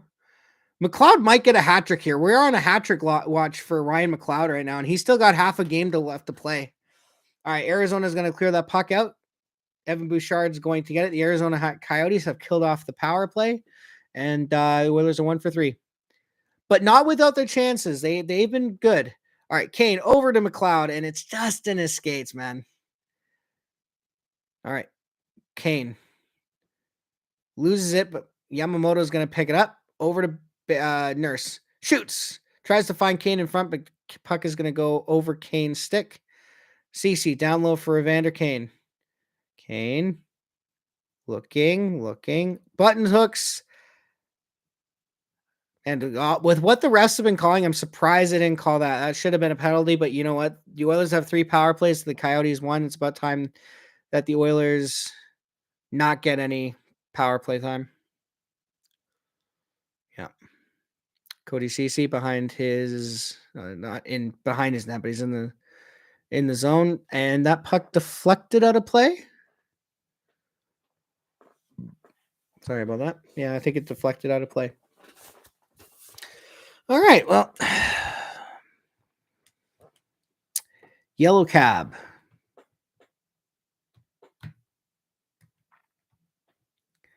Yeah, McLeod tried to go short side on Vejmelka, but he couldn't raise it up enough. Yeah. I mean, we are on Ryan McLeod hat trick watch, and McLeod has got his first career 2-goal game. He's never had a hat trick as well, so he might get both tonight. He might, but at this stage in the season, it's not about. I mean, unless you're McDavid or Draisaitl, it's not about padding stats. It's about playing solid defensive hockey, and that's what we need to do. Hey, good on the Arizona coach for tossing it over the bench into the stands for a young Coyotes fan sitting behind the bench. That kid's, you know what? Getting a hockey puck from a game is always a special thing. I remember I actually got one myself. My dad and I, it was 2004. My dad and I were watching a game in Toronto. It was the Toronto Maple Leafs versus the Philadelphia Flyers. Now the Flyers won the game 4-0, but my dad and I were next to the penalty box, not like directly next to the penalty box, but like 4 or 5 seats down. And halfway through the game, one of the officials, or one of the penalty box officials, not like one of the referees, but the guys inside the penalty box that are just like that write down the time and on the penalty and all that. Oh no, chance for the Coyotes. Good save by Koskinen, good clear by the defense. They sent the puck down my way. So I actually have, I don't know if I still have it. I believe I do, but I've used it in outside. So it's probably worn down to the point of unrecognition, but I do have a NHL hockey puck that was used in an actual hockey game. I have 2 of them. I actually have one from the National Hockey League and one from the AHL as well. I actually got this from my next door neighbor. This was pretty cool as the Oilers are in the Arizona zone. Shot from Bouchard, misses the net. And Connor couldn't get there for a backdoor tap in, but that's okay. Connor's got it. Connor over to someone. Who was that? It was Evan Bouchard. So when I was living in my old house here, I lived next to a guy who used to play for the Toronto Marlies, who was the AHL affiliate of the Toronto Maple Leafs. He was actually drafted by the Leafs. He was a defenseman. Now he's moved to Europe and his family has moved out. So when he was done with the AHL, he played. He went to Europe to play there. I don't know if he's still playing. I would hope so. He was actually pretty decent, and actually led the Marlies in defenseman scoring for a couple of years in a row. But yeah, I used to live next to this guy, so I went to a game, and I said, and when you go to an AHL game is not the same as an NHL game in terms of like when it comes to ticket prices. Tickets are extremely cheap, and you can actually go. You can actually like for the cost, it would take. You can like the most expensive AHL seat that's not like in a press box or in like a club box is still cheaper than like the top like the lowest ticket price at a Maple Leafs game. And we went to this game and I was sitting beside the players bench, and he was sitting at the players bench and he actually recognized me, and I intentionally wanted him to know I was there. And then he gets, not only does he get me a game puck, but for Christmas that year, he gave me, I still have this. Actually, I think it's in there. I have a signed picture from him. I'm going to see if I can get it here. Hold on.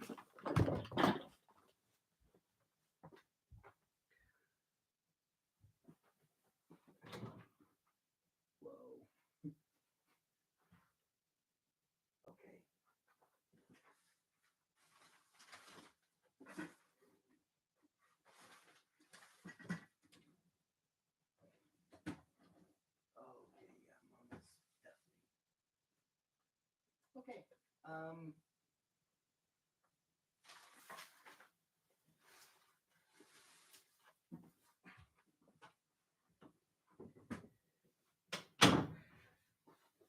Yeah. Nope.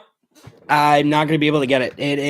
That is a storage room. That room that's right there. You guys can't see it, but that used to be my old bedroom when we first moved in, because we had a bigger family, but because of situations, I actually moved upstairs now. So, but yeah, that used to be my bedroom, and a lot of my stuff is still there. Actually, my old bookshelf with all my books is still in there, but it is filled to the brim with all this other stuff that we have but don't use. So I'm not going to venture in there again. Otherwise, I'm going to knock something over, and that would not be good.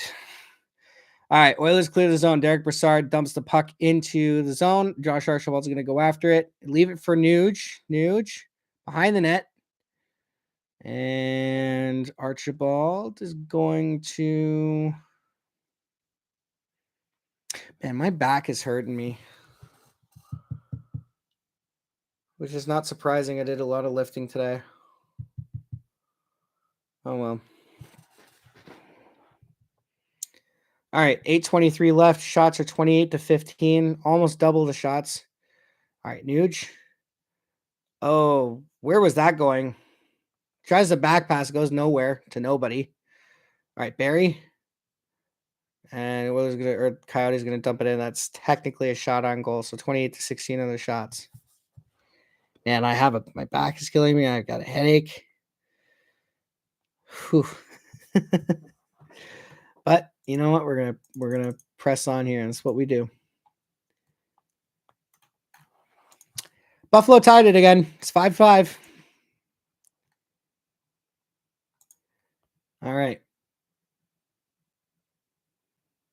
Oilers excellent pressure in the zone.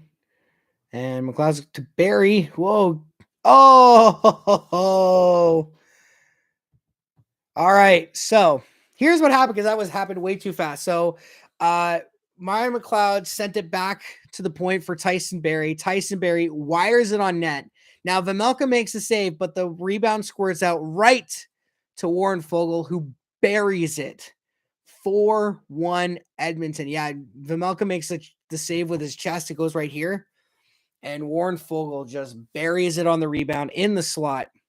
and it's 4-1 Edmonton. Ryan McLeod has a 3-point game. Good for the young man. Yeah, there it is.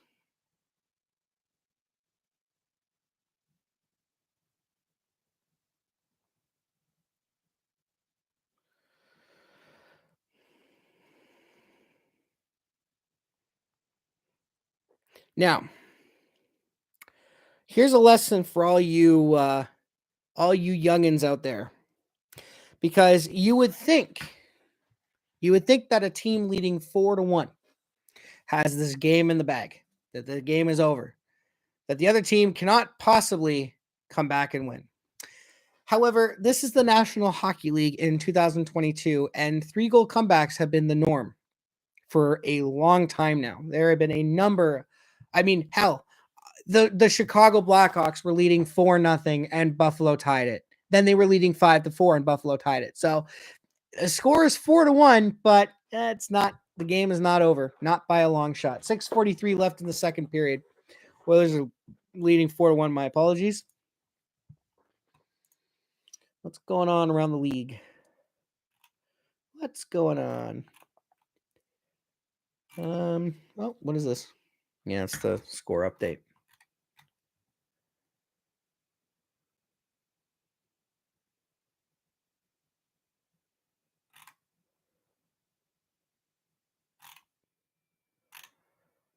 Yep.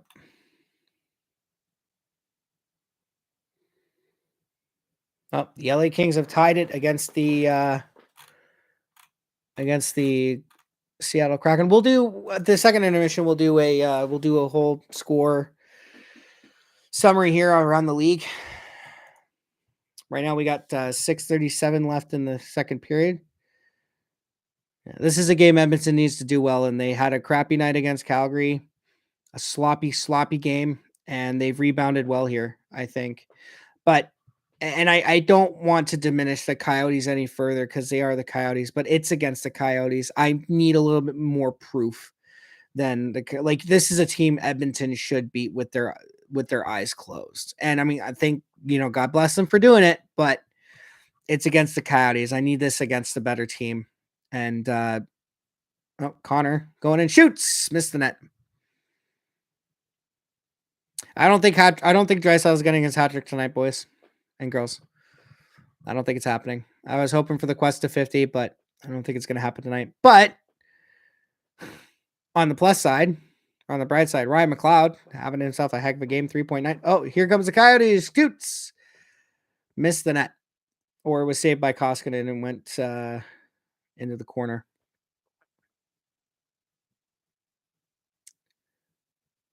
Coyotes. Oh, a bit of a scramble in front of the Oilers net there. Defense and the Oilers can't really pick up where the puck is. Oh, no. Oh, did he save that? No way. Oh, my God. Mikko Koskinen just absolutely robbed Clayton Keller. That was going in. No way. No.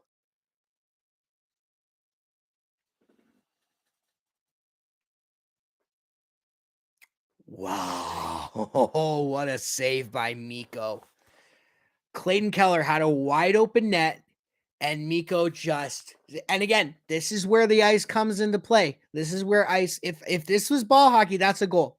That's a goal all day. There's no way a ball hockey goalie like myself can get over there in time. But because it's ice, Mikko is able to slide across and make the save. And I don't even know if they might take a look at that one, to be honest. That one is too close to tell. I'm going to tweet out a massive save by Mikko, but that might be taken a look at.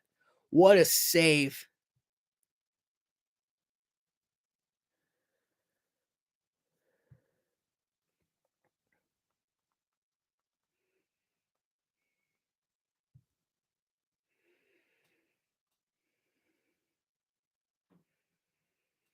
That might get taken a look at, though. They'll probably do a replay of that just to make sure the puck didn't cross the line. But Clayton Keller had a gaping net to shoot at, and Mikko makes the save.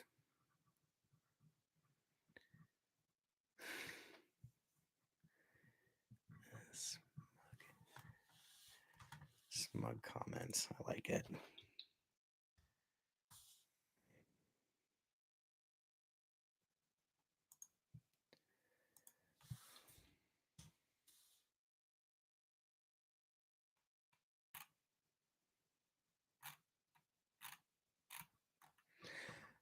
All right, we have a scoring update. The Chicago Black or the Buffalo Sabres have a 6-5 lead over the Chicago Blackhawks. And keeping guys remember, the Blackhawks were up 4-0 at the end of almost halfway through the second period. All right, so that puck did not cross line, which means that was a save by Mikko. That's a save of the year candidate right now. That's a save of the year candidate. That's a whoa. And the Coyotes are just throwing everything at Koskinen right now. He's making the saves. All right, Cody Ceci is going to clear that zone.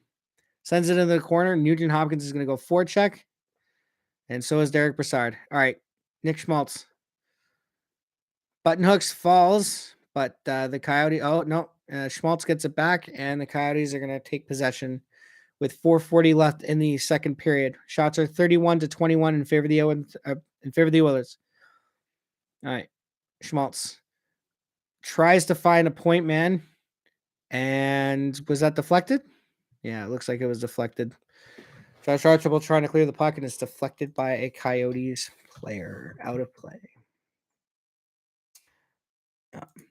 I going to a sporting event like hockey. Now, I've been fortunate enough to not be sitting in an area where I have to worry about flying pucks out of play and hitting me. Some of the places I've sat in a hockey rink are behind the goalkeepers where there's netting.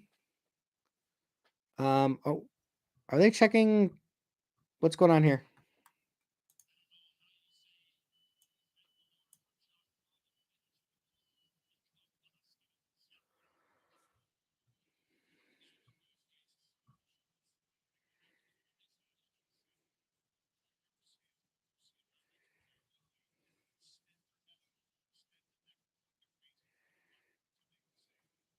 No, they were just checking time. Some of the places I've sat in hockey rinks are I sat up like way up in the rafters, very up high. I've sat behind the goalkeepers where they have netting over top of the glass. I've sat next to the penalty box down at the very last row. So I have been fortunate enough to not have to worry about pucks coming out of play and hitting me. But if I ever did sit in one of those seats, I'm definitely bringing this with me. Absolutely 100%. Either that or I'm going to wear my goaltender helmet because the last thing I want to do is have a puck goink me in the head. And it has happened. I mean, it does happen on occasion. And sometimes it's not pretty to look at because a puck that's frozen rubber, it's not soft. That's hard. And it's going to cause you to do some damage here. All right. Yeah, that was offside. Potential rush for Edmonton, but Warren Fogle was just a hair offside. Just a hair offside.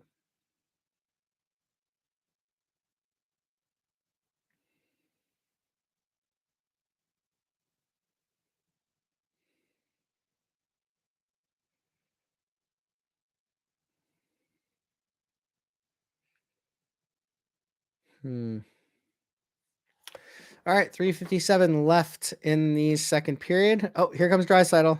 Toe drag, shoot, saved by Zach Hyman. 5-1 for Edmonton. Draisaitl with the toe driggy.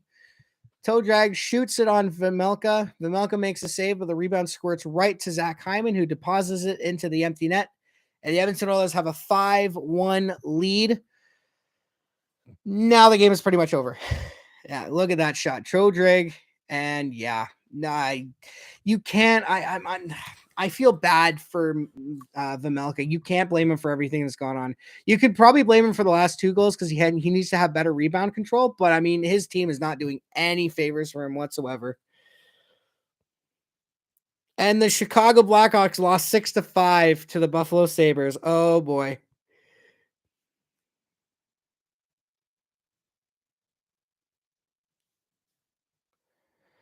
All right. No, I don't EDM, not ESM. 5-1. Arizona. All right, 3:22 left. All right, this game's pretty much over. I'm actually considering. I don't know. I might. I'm thinking about stopping the stream after the second period. I mean, it's 5-1 Edmonton. I don't want to say the game is over because Arizona could still come back and Edmonton could mess this up, but I don't know. I don't know what to do.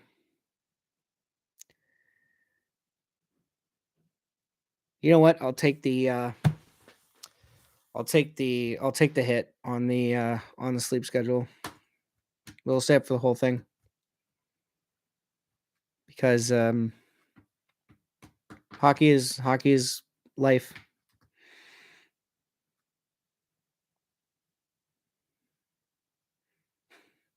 Hockey is love. Hockey is life. There it is. I mean, the Oilers could easily just fudge this up. This is a very real possibility right now for this team. But it is what it is, and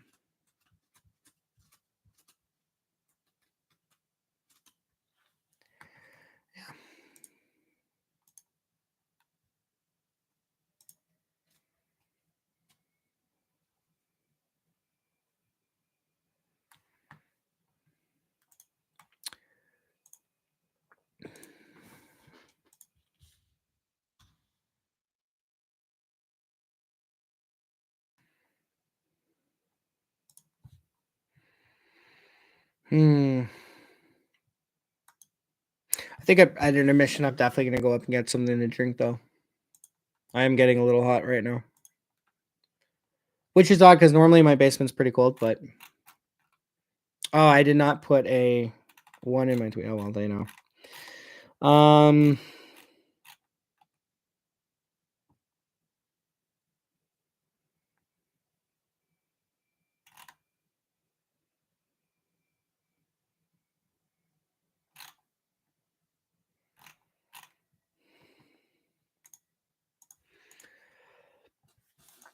All right. I'm surprised Arizona's keeping Vamelka in the net, but at this rate, I think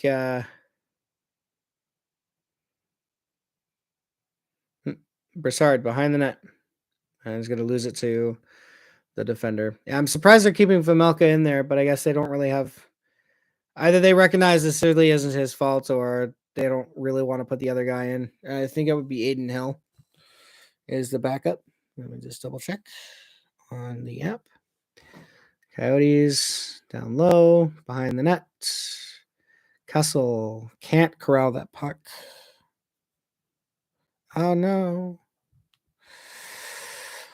Yeah, Zach Hyman has his 22nd of the year.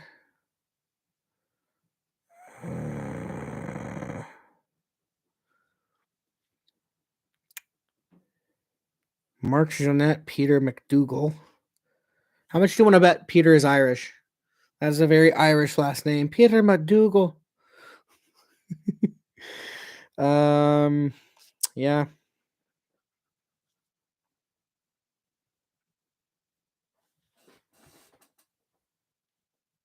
Oilers. Oh, Coyotes. Here we go. Oh, the backup is Coronar. Oh, here goes McLeod. Yep. Just I can't shoot it. He can't get it past the defender. Defender deflects it into the corner. Oh, that's a collision between Puljujärvi and number 75. Doesn't look like a penalty is going to come out as a result. It was just like a collision that no intention. Oh, we got fisticuffs in the corner. Brett Kulak and Evander Kane are in the corner. We got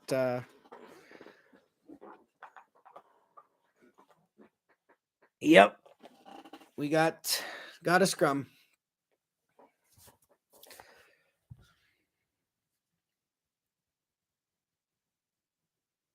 The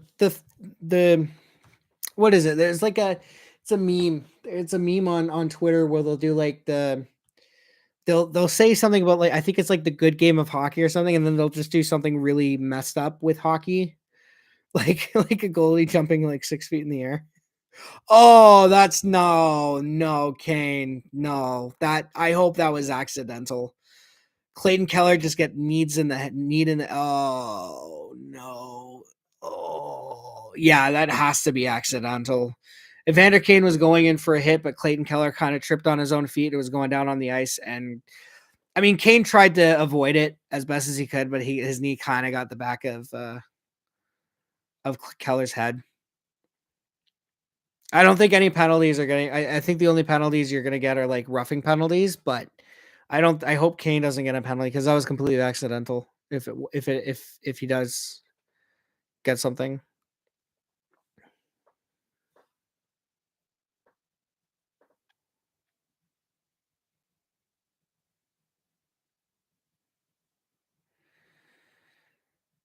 What do we got here? All right, so one guy's already going to the dressing room for the Coyotes, which makes sense. You know, it's towards the end of the period. 53 seconds left. They're going, just setting it. Kane's jawing at someone. It looks like Kane's going to the locker room as well. Yeah, okay, that makes sense. So, yeah, so we just have coincidental minors, so it's going to be 4-on-4 for 2 minutes. All right, Connor. Over to CC. Over to Nurse. Nurse, you'd like to see him hold that puck in. Draisaitl skates it in. Backhands. Over to... Nurse just has... Or not Nurse. Draisaitl's backhand passing is got to be the best in the National Hockey League. It is elite.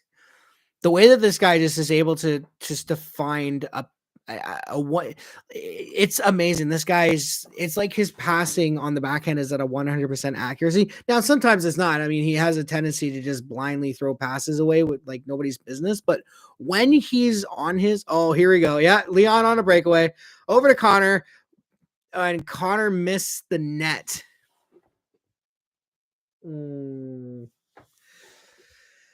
Draisaitl over to Connor. Connor misses the net. I don't know if it would have counted, but anyway, the second period comes to a close, and the Edmonton Oilers have a 5-1 lead over the Arizona Coyotes. And now it's time for our out of town scoreboard update. So what do you got? All right, so we got 3 finals right now for you guys. So the Carolina Hurricanes beat up on the Washington Capitals by a final score of 6-1. St. Louis Blues held off the Vancouver Canucks in a 4-1 victory.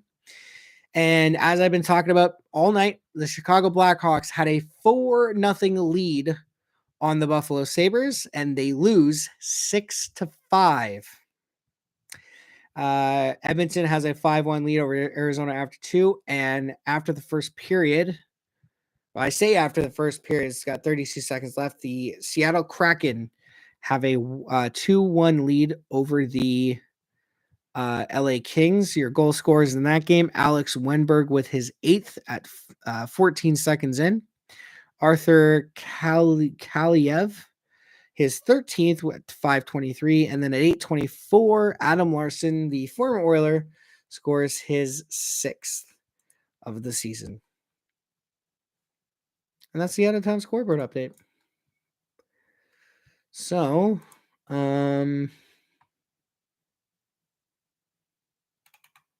yeah, I didn't even check.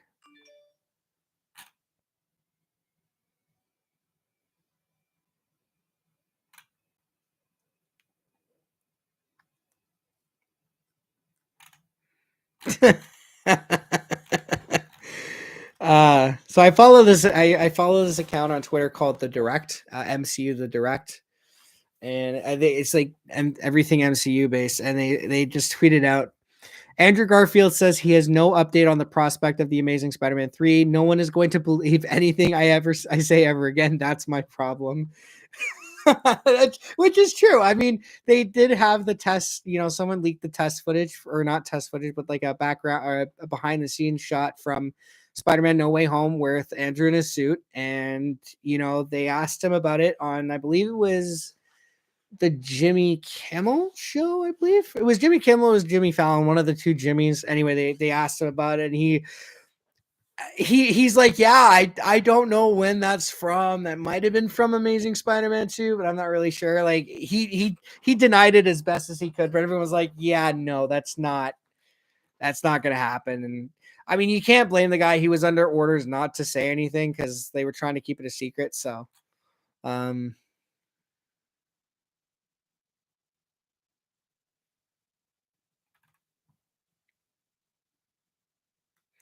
wait, what? Did they Oh my god. The winning goal in the Chicago Blackhawks game. Look at this. So the Buffalo player, they're showing it on Twitter. The Buffalo player takes a shot. I'm guessing they were on the power play from I think it's Tage Thompson. Takes a shot from the left face-off circle, and his stick breaks. And as he's going back to the bench to get a new stick, that's when he realizes, oh, I scored a goal. Oh man. Yeah.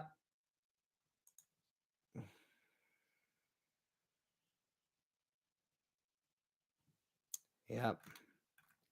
Yeah, Keller in that last sequence where they were on the scrum, Keller was kind of falling to the ice when Kane went to go to hit, and Kane just tried to avoid it as quickly and as best as he could. All right, I don't know what to do. I don't know what to do. What do I do? What do I do?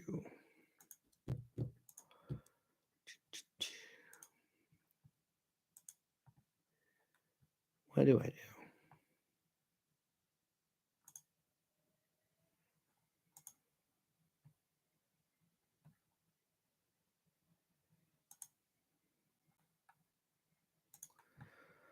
do? Um, yeah, I don't know what to talk about now. Honestly, intermissions are hard for me because there really is nothing to talk about in terms of content for me. And anything I do want to talk about is not relevant to what's going on here.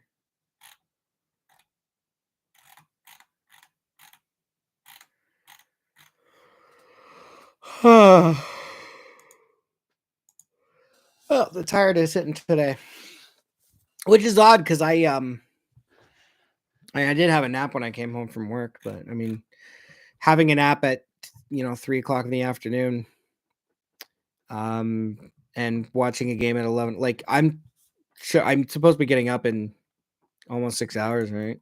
So it's funny how you have plans for things and then it does not pan out. Like, I had so many plans for this afternoon. I wanted to come home, have a shower.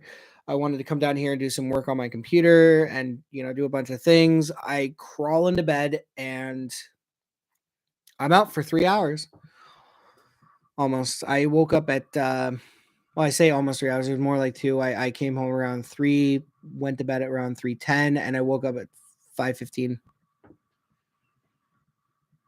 Yeah, I was tired, and it's one of those tires where you just intend to have a nap, and then you are completely knocked out. Which is odd because then when I try to go to bed nowadays, I just end up lying in my bed for like 2 hours with my eyes closed. It's like I'm not sleeping, but I'm not like I'm awake, but my eyes are just closed. It's like I'm just lying there like this, right? I'm just lying there, and my eyes are closed, and I know my eyes are closed, but I'm not falling asleep. So it's just one of those days sometimes. Hmm. Yep.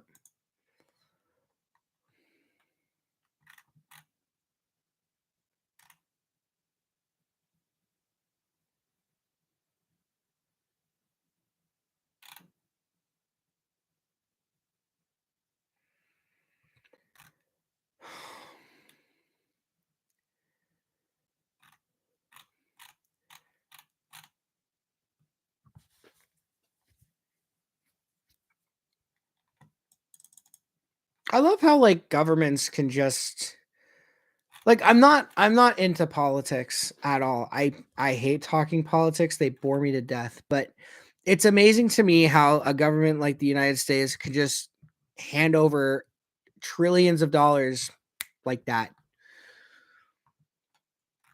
It's amazing.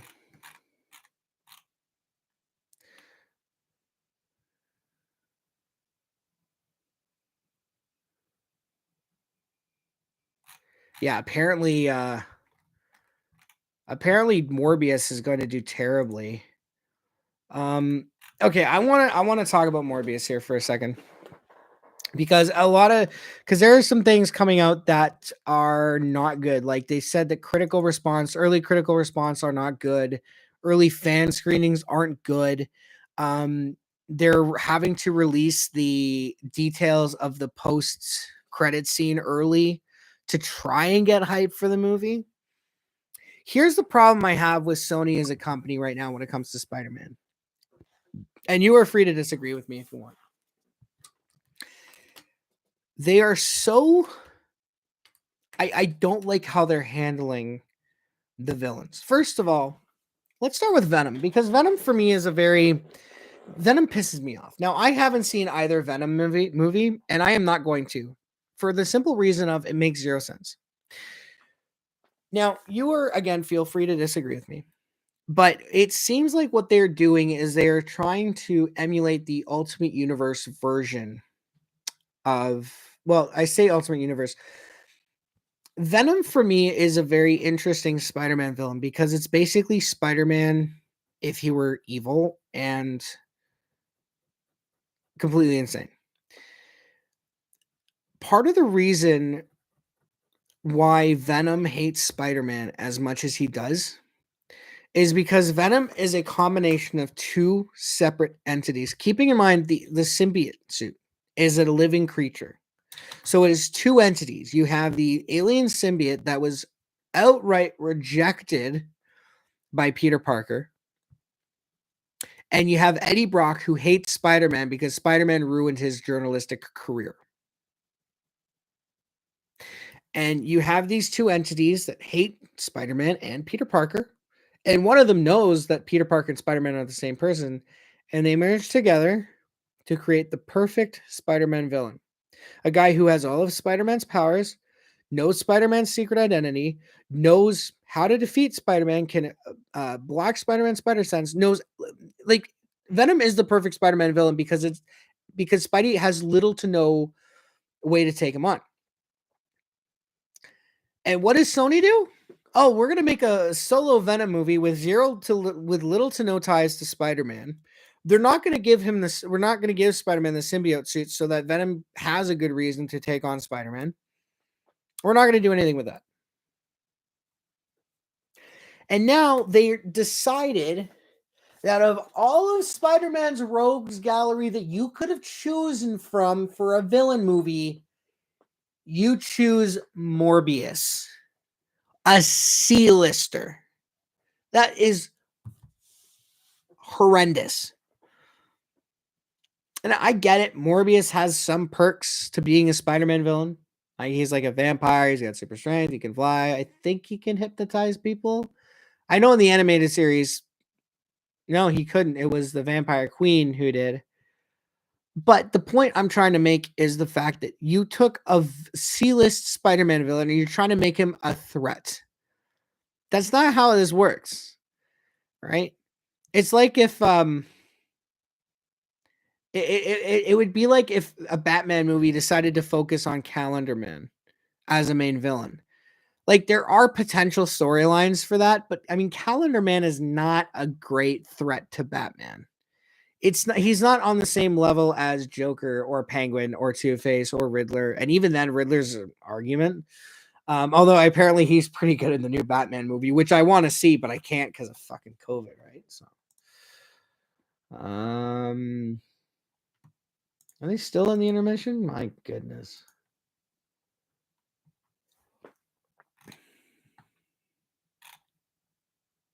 Ah, that's what the tweet. That's what the oh no. That's the meme. So remember I was talking about the meme called like the good game. It's actually called the beautiful game. So on the on the winning Blackhawks goal, oh my god. So the Buffalo player takes the shot and his stick breaks and the puck goes wide, hits the backboards, and then goes off the goalie's skate into the net. Oh, that's unfortunate. Oh, that's unfortunate. Oh, that is unfortunate. If you're a goaltender, that can't be.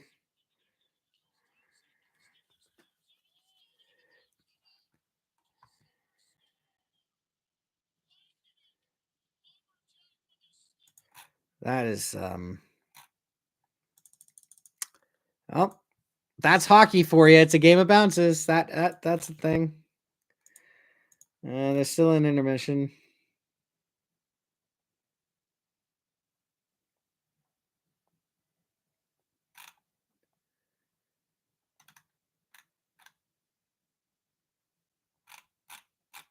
Wow. Not a brutal way to end the game, eh? That's unfortunate. But that's hockey for you.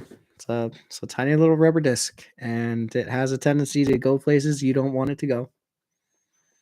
And that can be taken in more ways than one.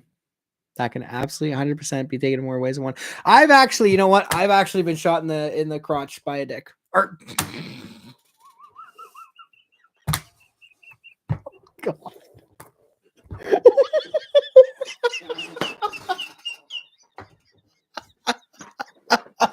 No, I did no, I did not. No, no, no, no, no, no, no, no, no, no, no, no, no, no, not that. Not oh god. I'm never gonna live that down. Oh my god.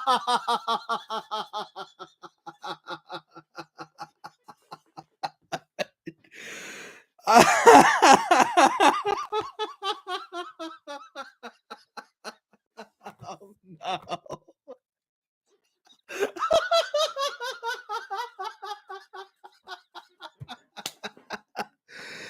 Oh man. Yeah, you're right. I'm not. That was oh man. Wow. Kat, honestly, thank you for sticking around as long as you have. I greatly appreciate it. But yes, no, you're right. I'm not. No, I've actually been I actually had to stop a puck in the crotch and I was not wearing a cup and it was not fun. You don't intend to have for it to happen. It just happened, but I was not wearing a cup one day and yeah, it got me in the down there and not fun. But wow. I can't believe I said that. That is that's going up on great the greatest quotes of all time. I've never been I don't even yeah, we're just gonna leave it where it's at right now. Oh man.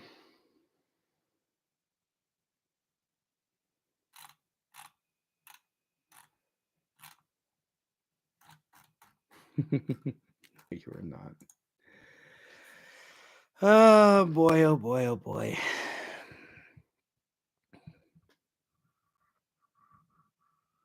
Man, I would love to go for a game in that arena. Oh, it looks nice.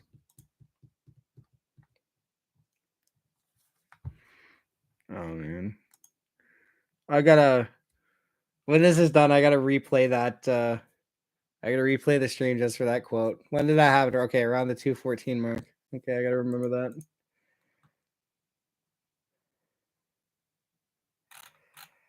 Yeah.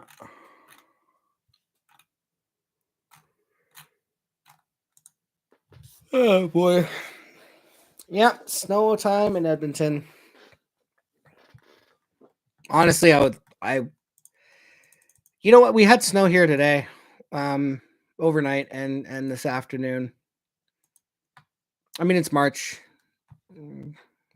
But this is Canada, right? It's Canada, eh? Yeah, we like the snow in the March, eh? We drink our beer and we sit out on our patio and watch the snow in March, eh?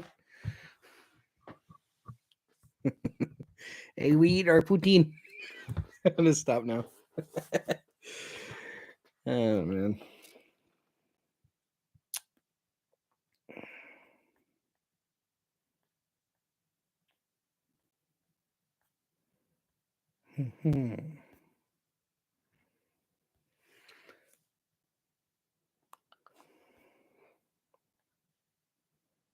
Hmm.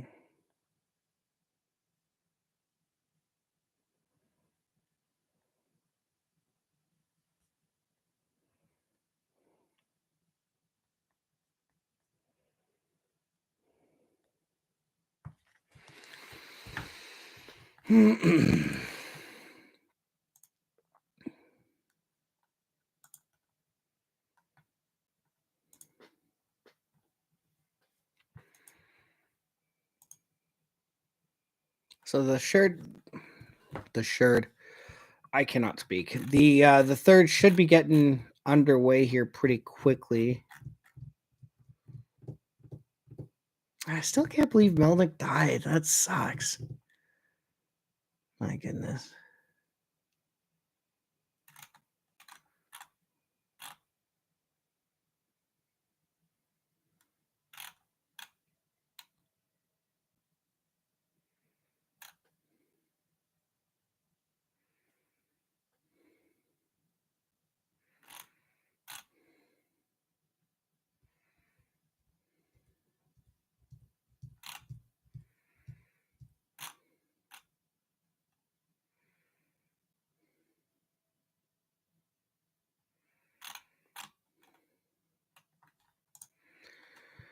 Ay, ay, ay.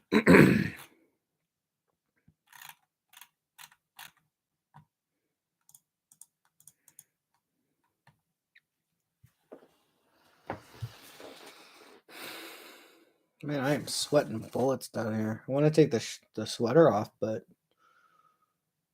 you know what? Us hockey guys, we are superstitious, and it's not coming up. Or coming off. Sorry. It's not coming off. Some stats. I mean, the Coyotes are deserving a bit, I think, a better fate than what they're getting tonight. Like, it's 5-1, and I feel bad for them. Or maybe it's the humanity in me, but I think we have a goaltending change. Yep, we do. Joseph Coronar is now in net for the Arizona Coyotes. So Vamelka gives up 5 goals on. They'll tell me the shot counter here in a second. I suppose I could look it up on the app. I suppose I can look it up. So Vamelkovic, or the guy, the old goaltender, Vamelka, gives up 5 goals on 35 shots. He made 30 saves. So, and that is I can do some quick math here. As the period is underway, 30 divided by 35, that is an 857 save percentage. So I'm not going to blame him. I think the last 2 goals he probably could have done better with his rebounds on, because in both cases, a shot was taken. He made the save and the puck bounced right to a guy who puts the puck into the net.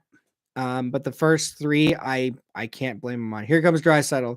Over to McDavid. McDavid can't corral that puck, but McDavid's going to send it back to Darnell Nurse. Over to Cody Ceci. Down low for Draisaitl. There's that backhand pass. So Draisaitl.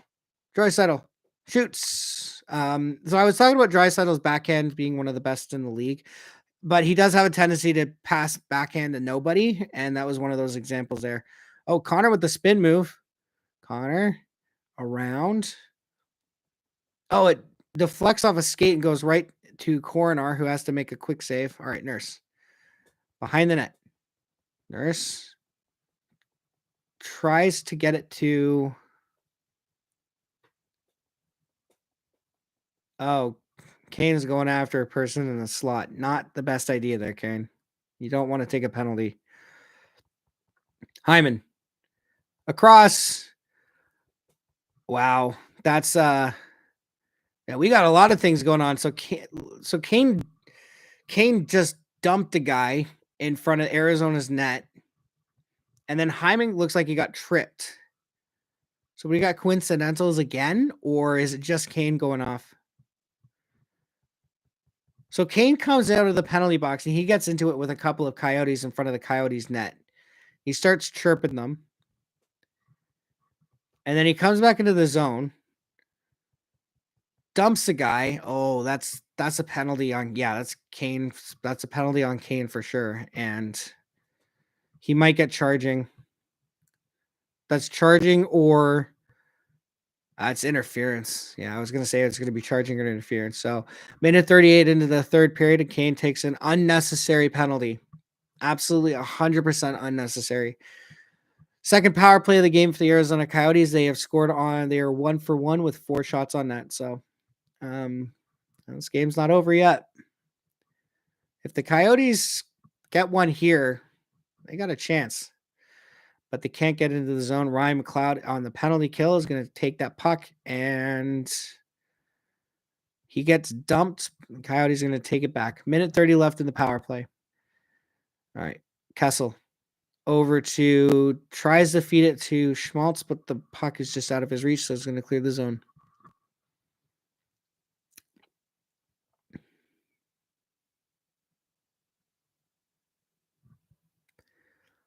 Well, you know what? You're the only one here. Screw it. How's your evening going, Kat?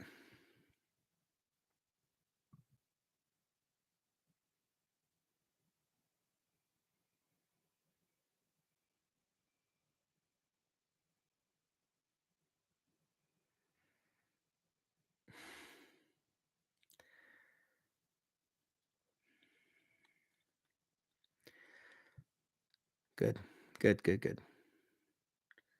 Missed the net. Yeah. Yeah,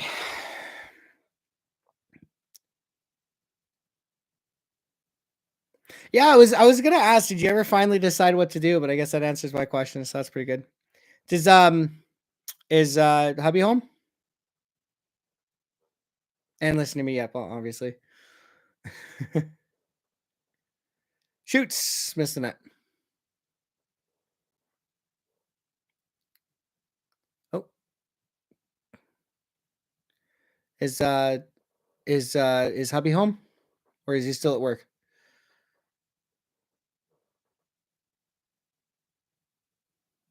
How late? How late? Like, what are we talking? Like 10, 11?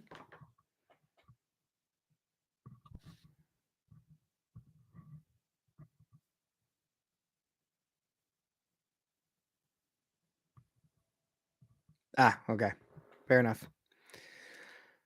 All right, Oilers killed the penalty. They got a 2-on-1. And they can't put the puck in.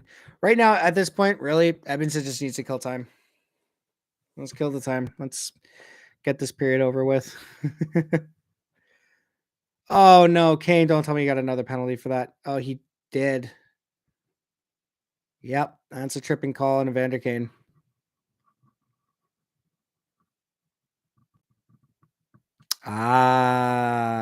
Gosh. However long it takes for him to tear down and deep. Oh, man, that's seafood. Oh, boy. Yeah. Thankfully, I don't have to deal with seafood at my job, but I do. I still have to clean a kitchen, and like I said, that could take me an hour and a half on a good day. So, yeah, I can understand. Oh, Kane, that's a bad penalty. You can't do that, man. That's a tripping call. All right, so Kane comes out of the box and takes another penalty immediately.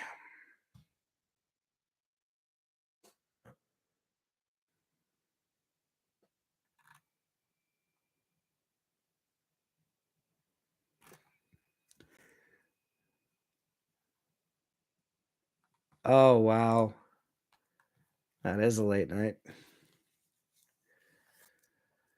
Oh,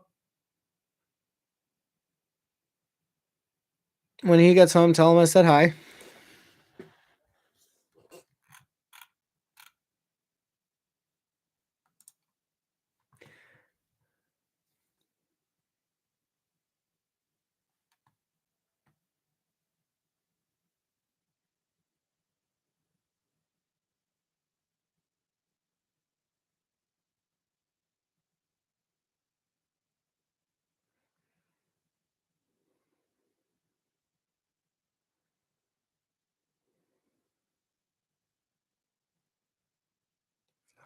Honestly, I kind of want this game to end, honestly.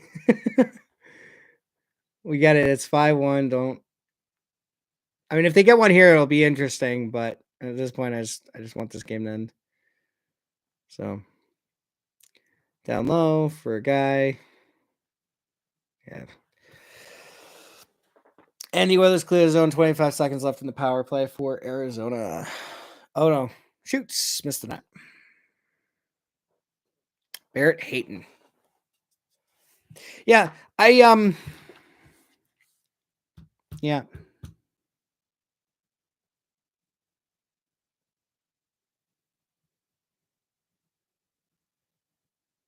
Oh, that was a nice blocker save by Koskinen. Good blocker save.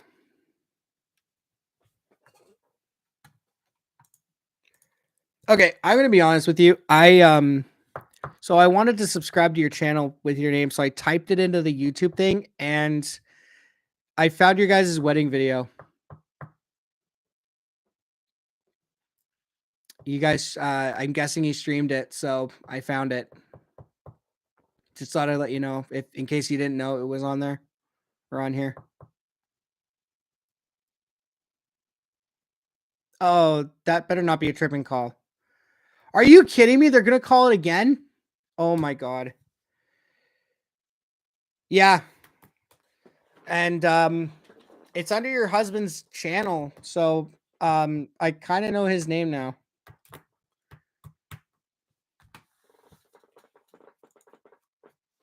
Yeah. That's a bad it's an unfortunate penalty. Yeah.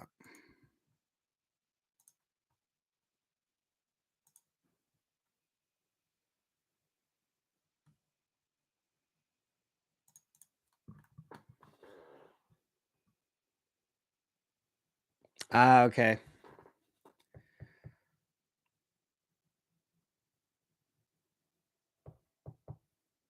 That makes sense. Okay, good. I didn't I didn't want to come off as rude or anything. Like, I don't want you to think I'm like, because you accidentally revealed your name to me yesterday, so I didn't want to come across as like, oh my god, he's actually now now he's trying to stalk us. So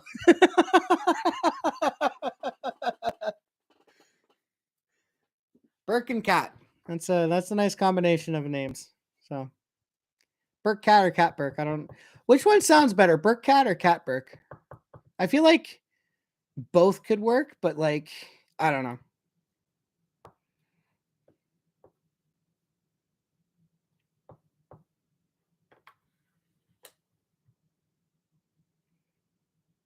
I also want to like, I really want to like dive deep into what we would normally talk about, but like, because I'm like, I'm not going to, just in case someone happens to watch this after or someone else chimes in and the last thing they want to do is hear us talking about our stuff. So we're just going to keep it family friendly for now, but yeah.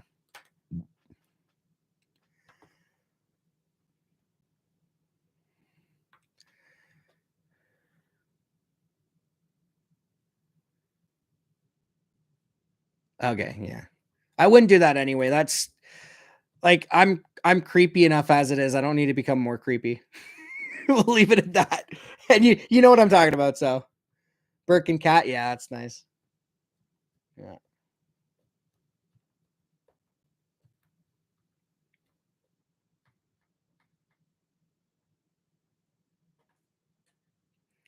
Yeah, you know how creepy I can be, so even though I think that's stepping over the line a bit.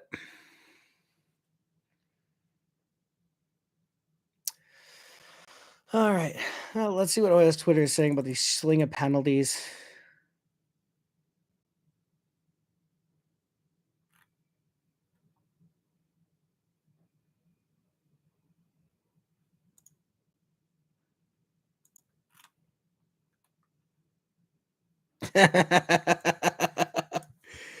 Yeah.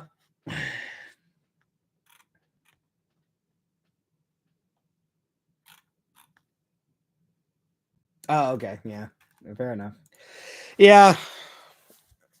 I try to make it a habit not to be, but sometimes it comes out.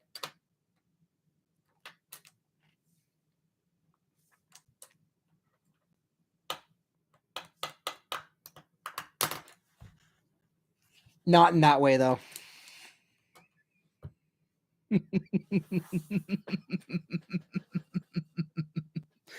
I'm sorry. This is just this is terrible. This went downhill really quickly. Oh man.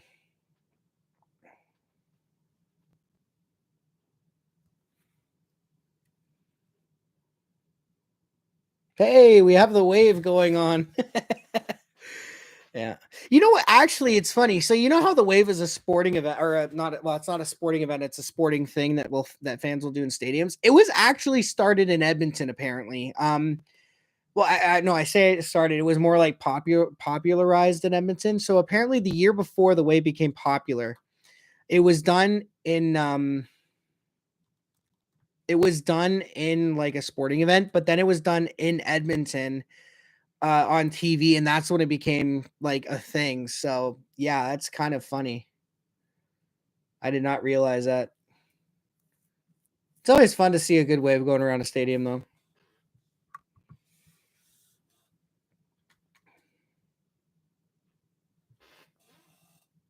Perfect. Uh, the 50-50 jackpot is at $384,200. Wish I could go buy tickets. Man, what I would do with $384,000. My God. I have no idea what I would do with that money, but I would do something with it.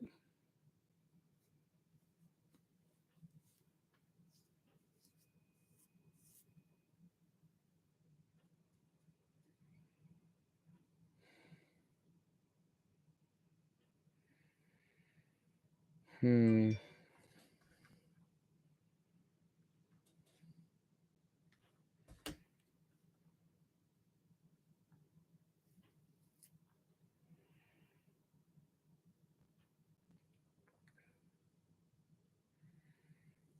All right. Oilers clears the zone. Connor to Puljujärvi. Over to Connor. Connor is going to send that puck down low. Over to Tyson Berry. Down low for Puljujärvi. Over to Connor. Connor to Draisaitl. Draisaitl. Is that a trip? No.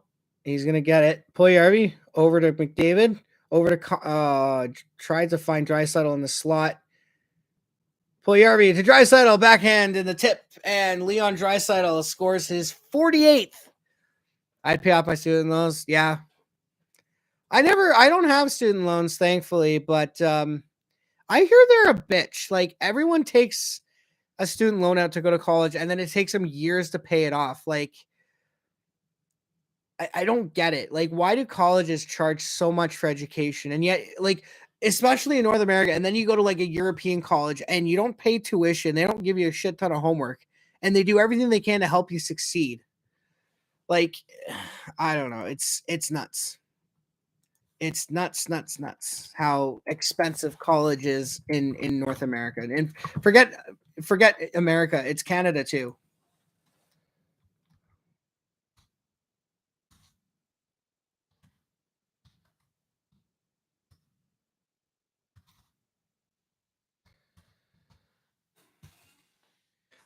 Thankfully my parents I don't want to sound like one of those rich kids whose parents pay for everything, but my parents are, thankfully have paid for most of my education throughout the years. Like I paid for some of it myself, especially when I've kind of had to get last minute payments done to get into a course. But for the most part, my parents have been paying my college course tuition, and God bless it because I wouldn't afford it otherwise.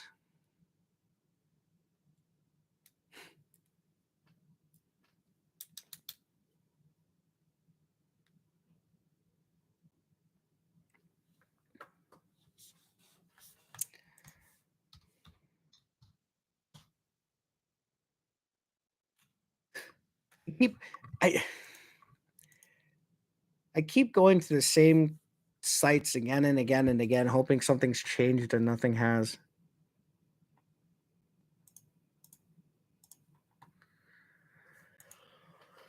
Oh man.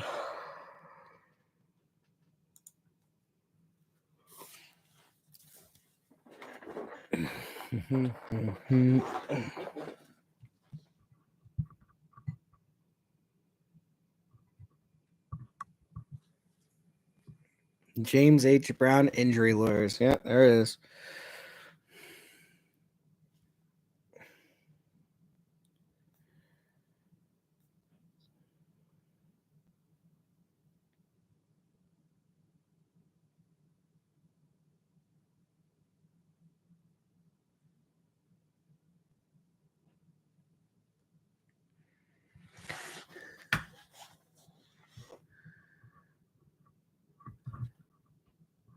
Oh, that sucks. That's unfortunate. Yeah.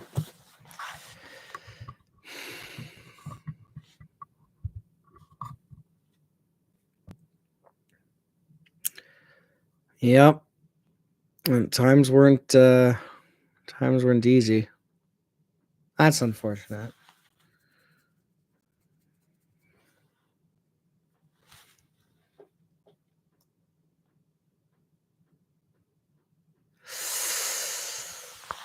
Oh, that sucks. Wow, that's a bummer. Wow. I don't even I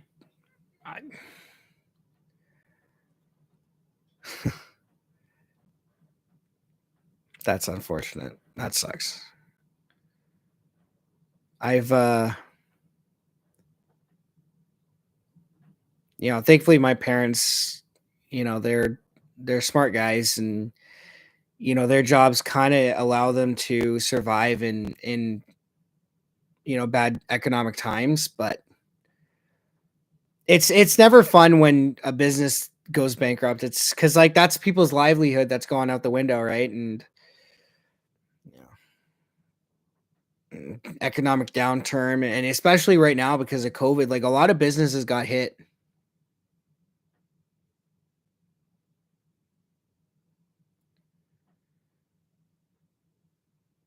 Yeah. No, I hear you. I hear you. Cuz it's another thing you have to worry about, right? Like think of like cuz as adults, like we have so much to worry about.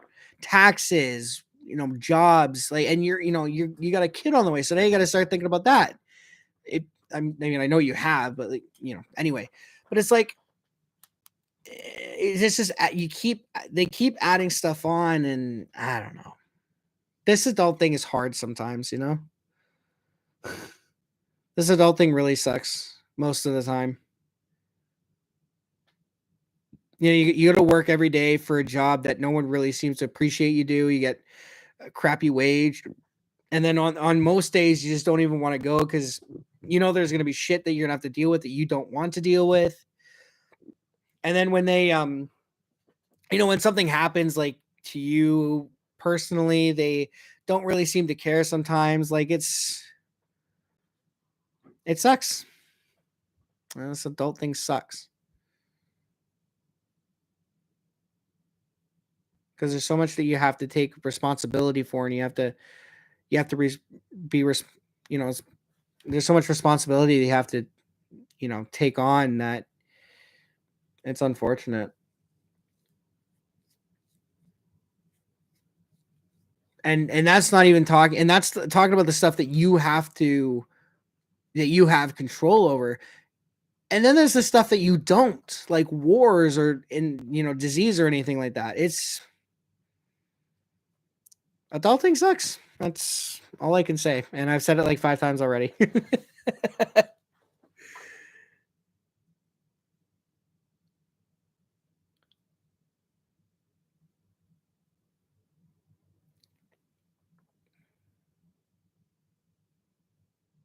Like this is why This is why I play a lot of video games as I do, because it takes me out of the real world. Like people, my parents will be like, "Oh, you like to play violent video games because they're violent and all this." No, I play violent video games because it allows me to get out of the real world, and I'm still sane enough that I understand the difference, right? I don't know. I just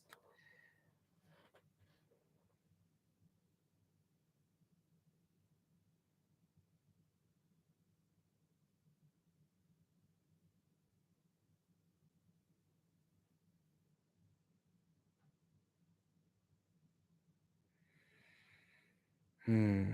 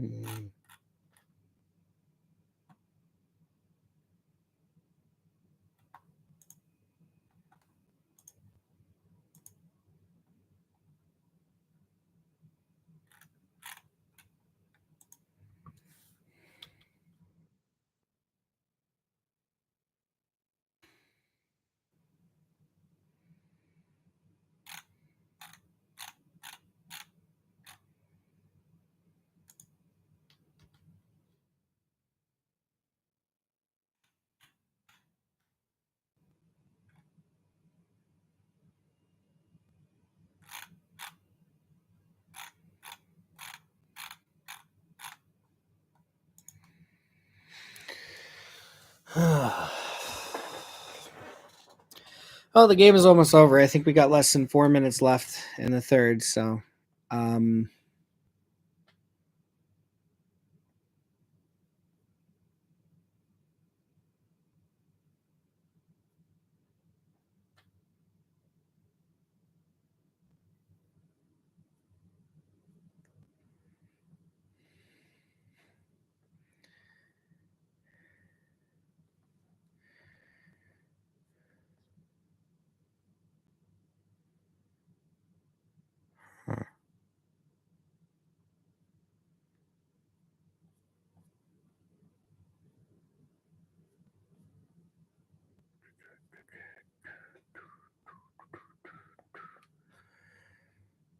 we'll be warm inside.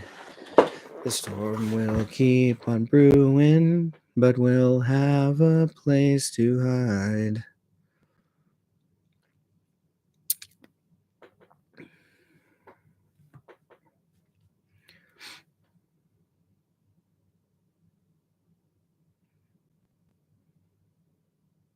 Yeah.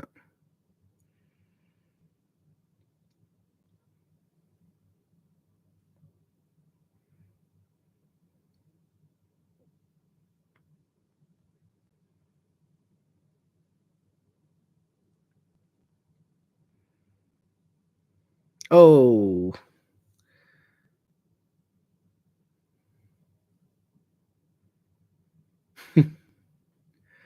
Welcome to the stream, Hudson. And yes, let's go.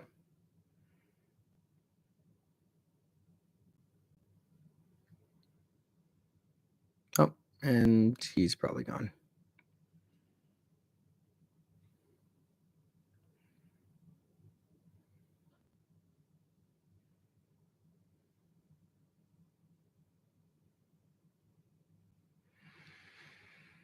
Hmm.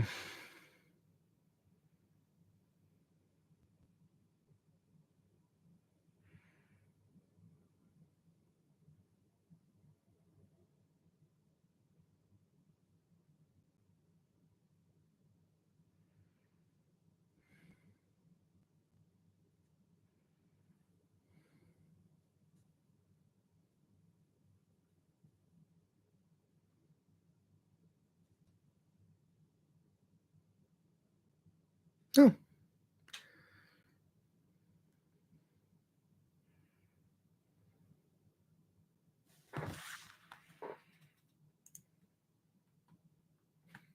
I saw that. I saw that. Yeah.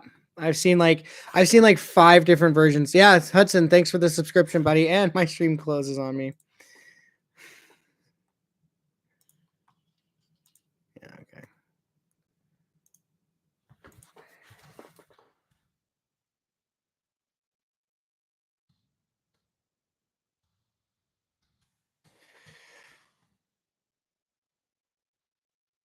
Thank you, so Hudson, for the subscription. I'm gonna try to do every Oilers game. My parents are out of the country right now, so I can kind of get away with doing late night streams like this. But when they come back, I'll probably have to only do on Saturday nights, or I'll try to get away with doing late night streams. Yeah, it did, didn't it? Yeah. Actually, that is kind of funny the way his face is. Yeah, no, I agree. That's actually pretty funny. All right, minute 35 left here in the third period. Oilers are dominating the Arizona Coyotes by a score of 6-1. Shots are 41-31 in favor of Edmonton. Ryan McLeod has 2 goals and an assist. Connor has his 98th point and 36th goal of the year. Leon Draisaitl has his 48th, tying himself with Austin Matthews. Assuming he can get another one here, he'll take the scoring lead. I was hoping for a Leon hat trick tonight. I was hoping for my hat trick for Leon so he could get to 50 first, but it doesn't look like that's going to happen. But you know what? I'll take a 6-1 win over a 50-goal campaign in one night, so that's fine. Tyson Barrie over to Bouchard. Shoots. Missed the net. 45 seconds left in the third. And puck out of play. Oh, never mind. Didn't go out of play and dropped down just before.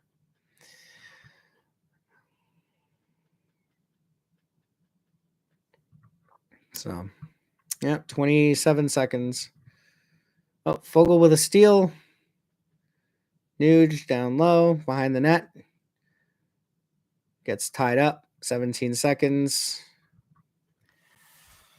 And that's all she's going to write for this one, boys. 12, 10, 8, 7, 6, 5, 4, 3, 2, 1.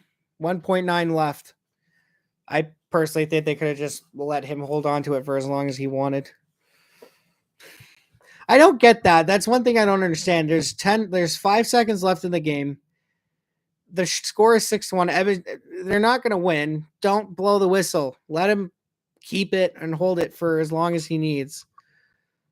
Seriously, I don't understand this. And that's it. Game over. The Oilers beat the Arizona Coyotes by a final score of 6-1. A bit more viewers today. I had about 5 viewers max today, so that's pretty good. Yeah, you know what? I feel bad for the Coyotes, man. They deserved a better fate than what they got. I mean, they didn't play the greatest, but I mean, you always hate it when a team loses 6-1. It's always a bad thing. So that's it, boys and girls, ladies and gentlemen. Thank you for watching. Click subscribe if you guys are new. Click like if you guys like the video. Tell all your friends. And the next game that we will be doing is, I believe, Thursday. Let me just double check my thing here. It's technically tomorrow because it is now Wednesday. It is Tuesday. My bad. I thought today was Wednesday. The next game is tomorrow, Wednesday, also 9:30, and they'll be taking on the Los Angeles Kings in Edmonton. So anyway, guys, thanks so much for coming out. Thank you guys for sticking around. And with that said, I will talk to you guys later. And final score again, Edmonton Oilers 6, Arizona Coyotes 1. The Oilers are now 37-25-5 on the year. And with that said, I will see you guys Wednesday night at roughly the same time so the Oilers can take on the LA Kings. Bye, everyone, and have a good night.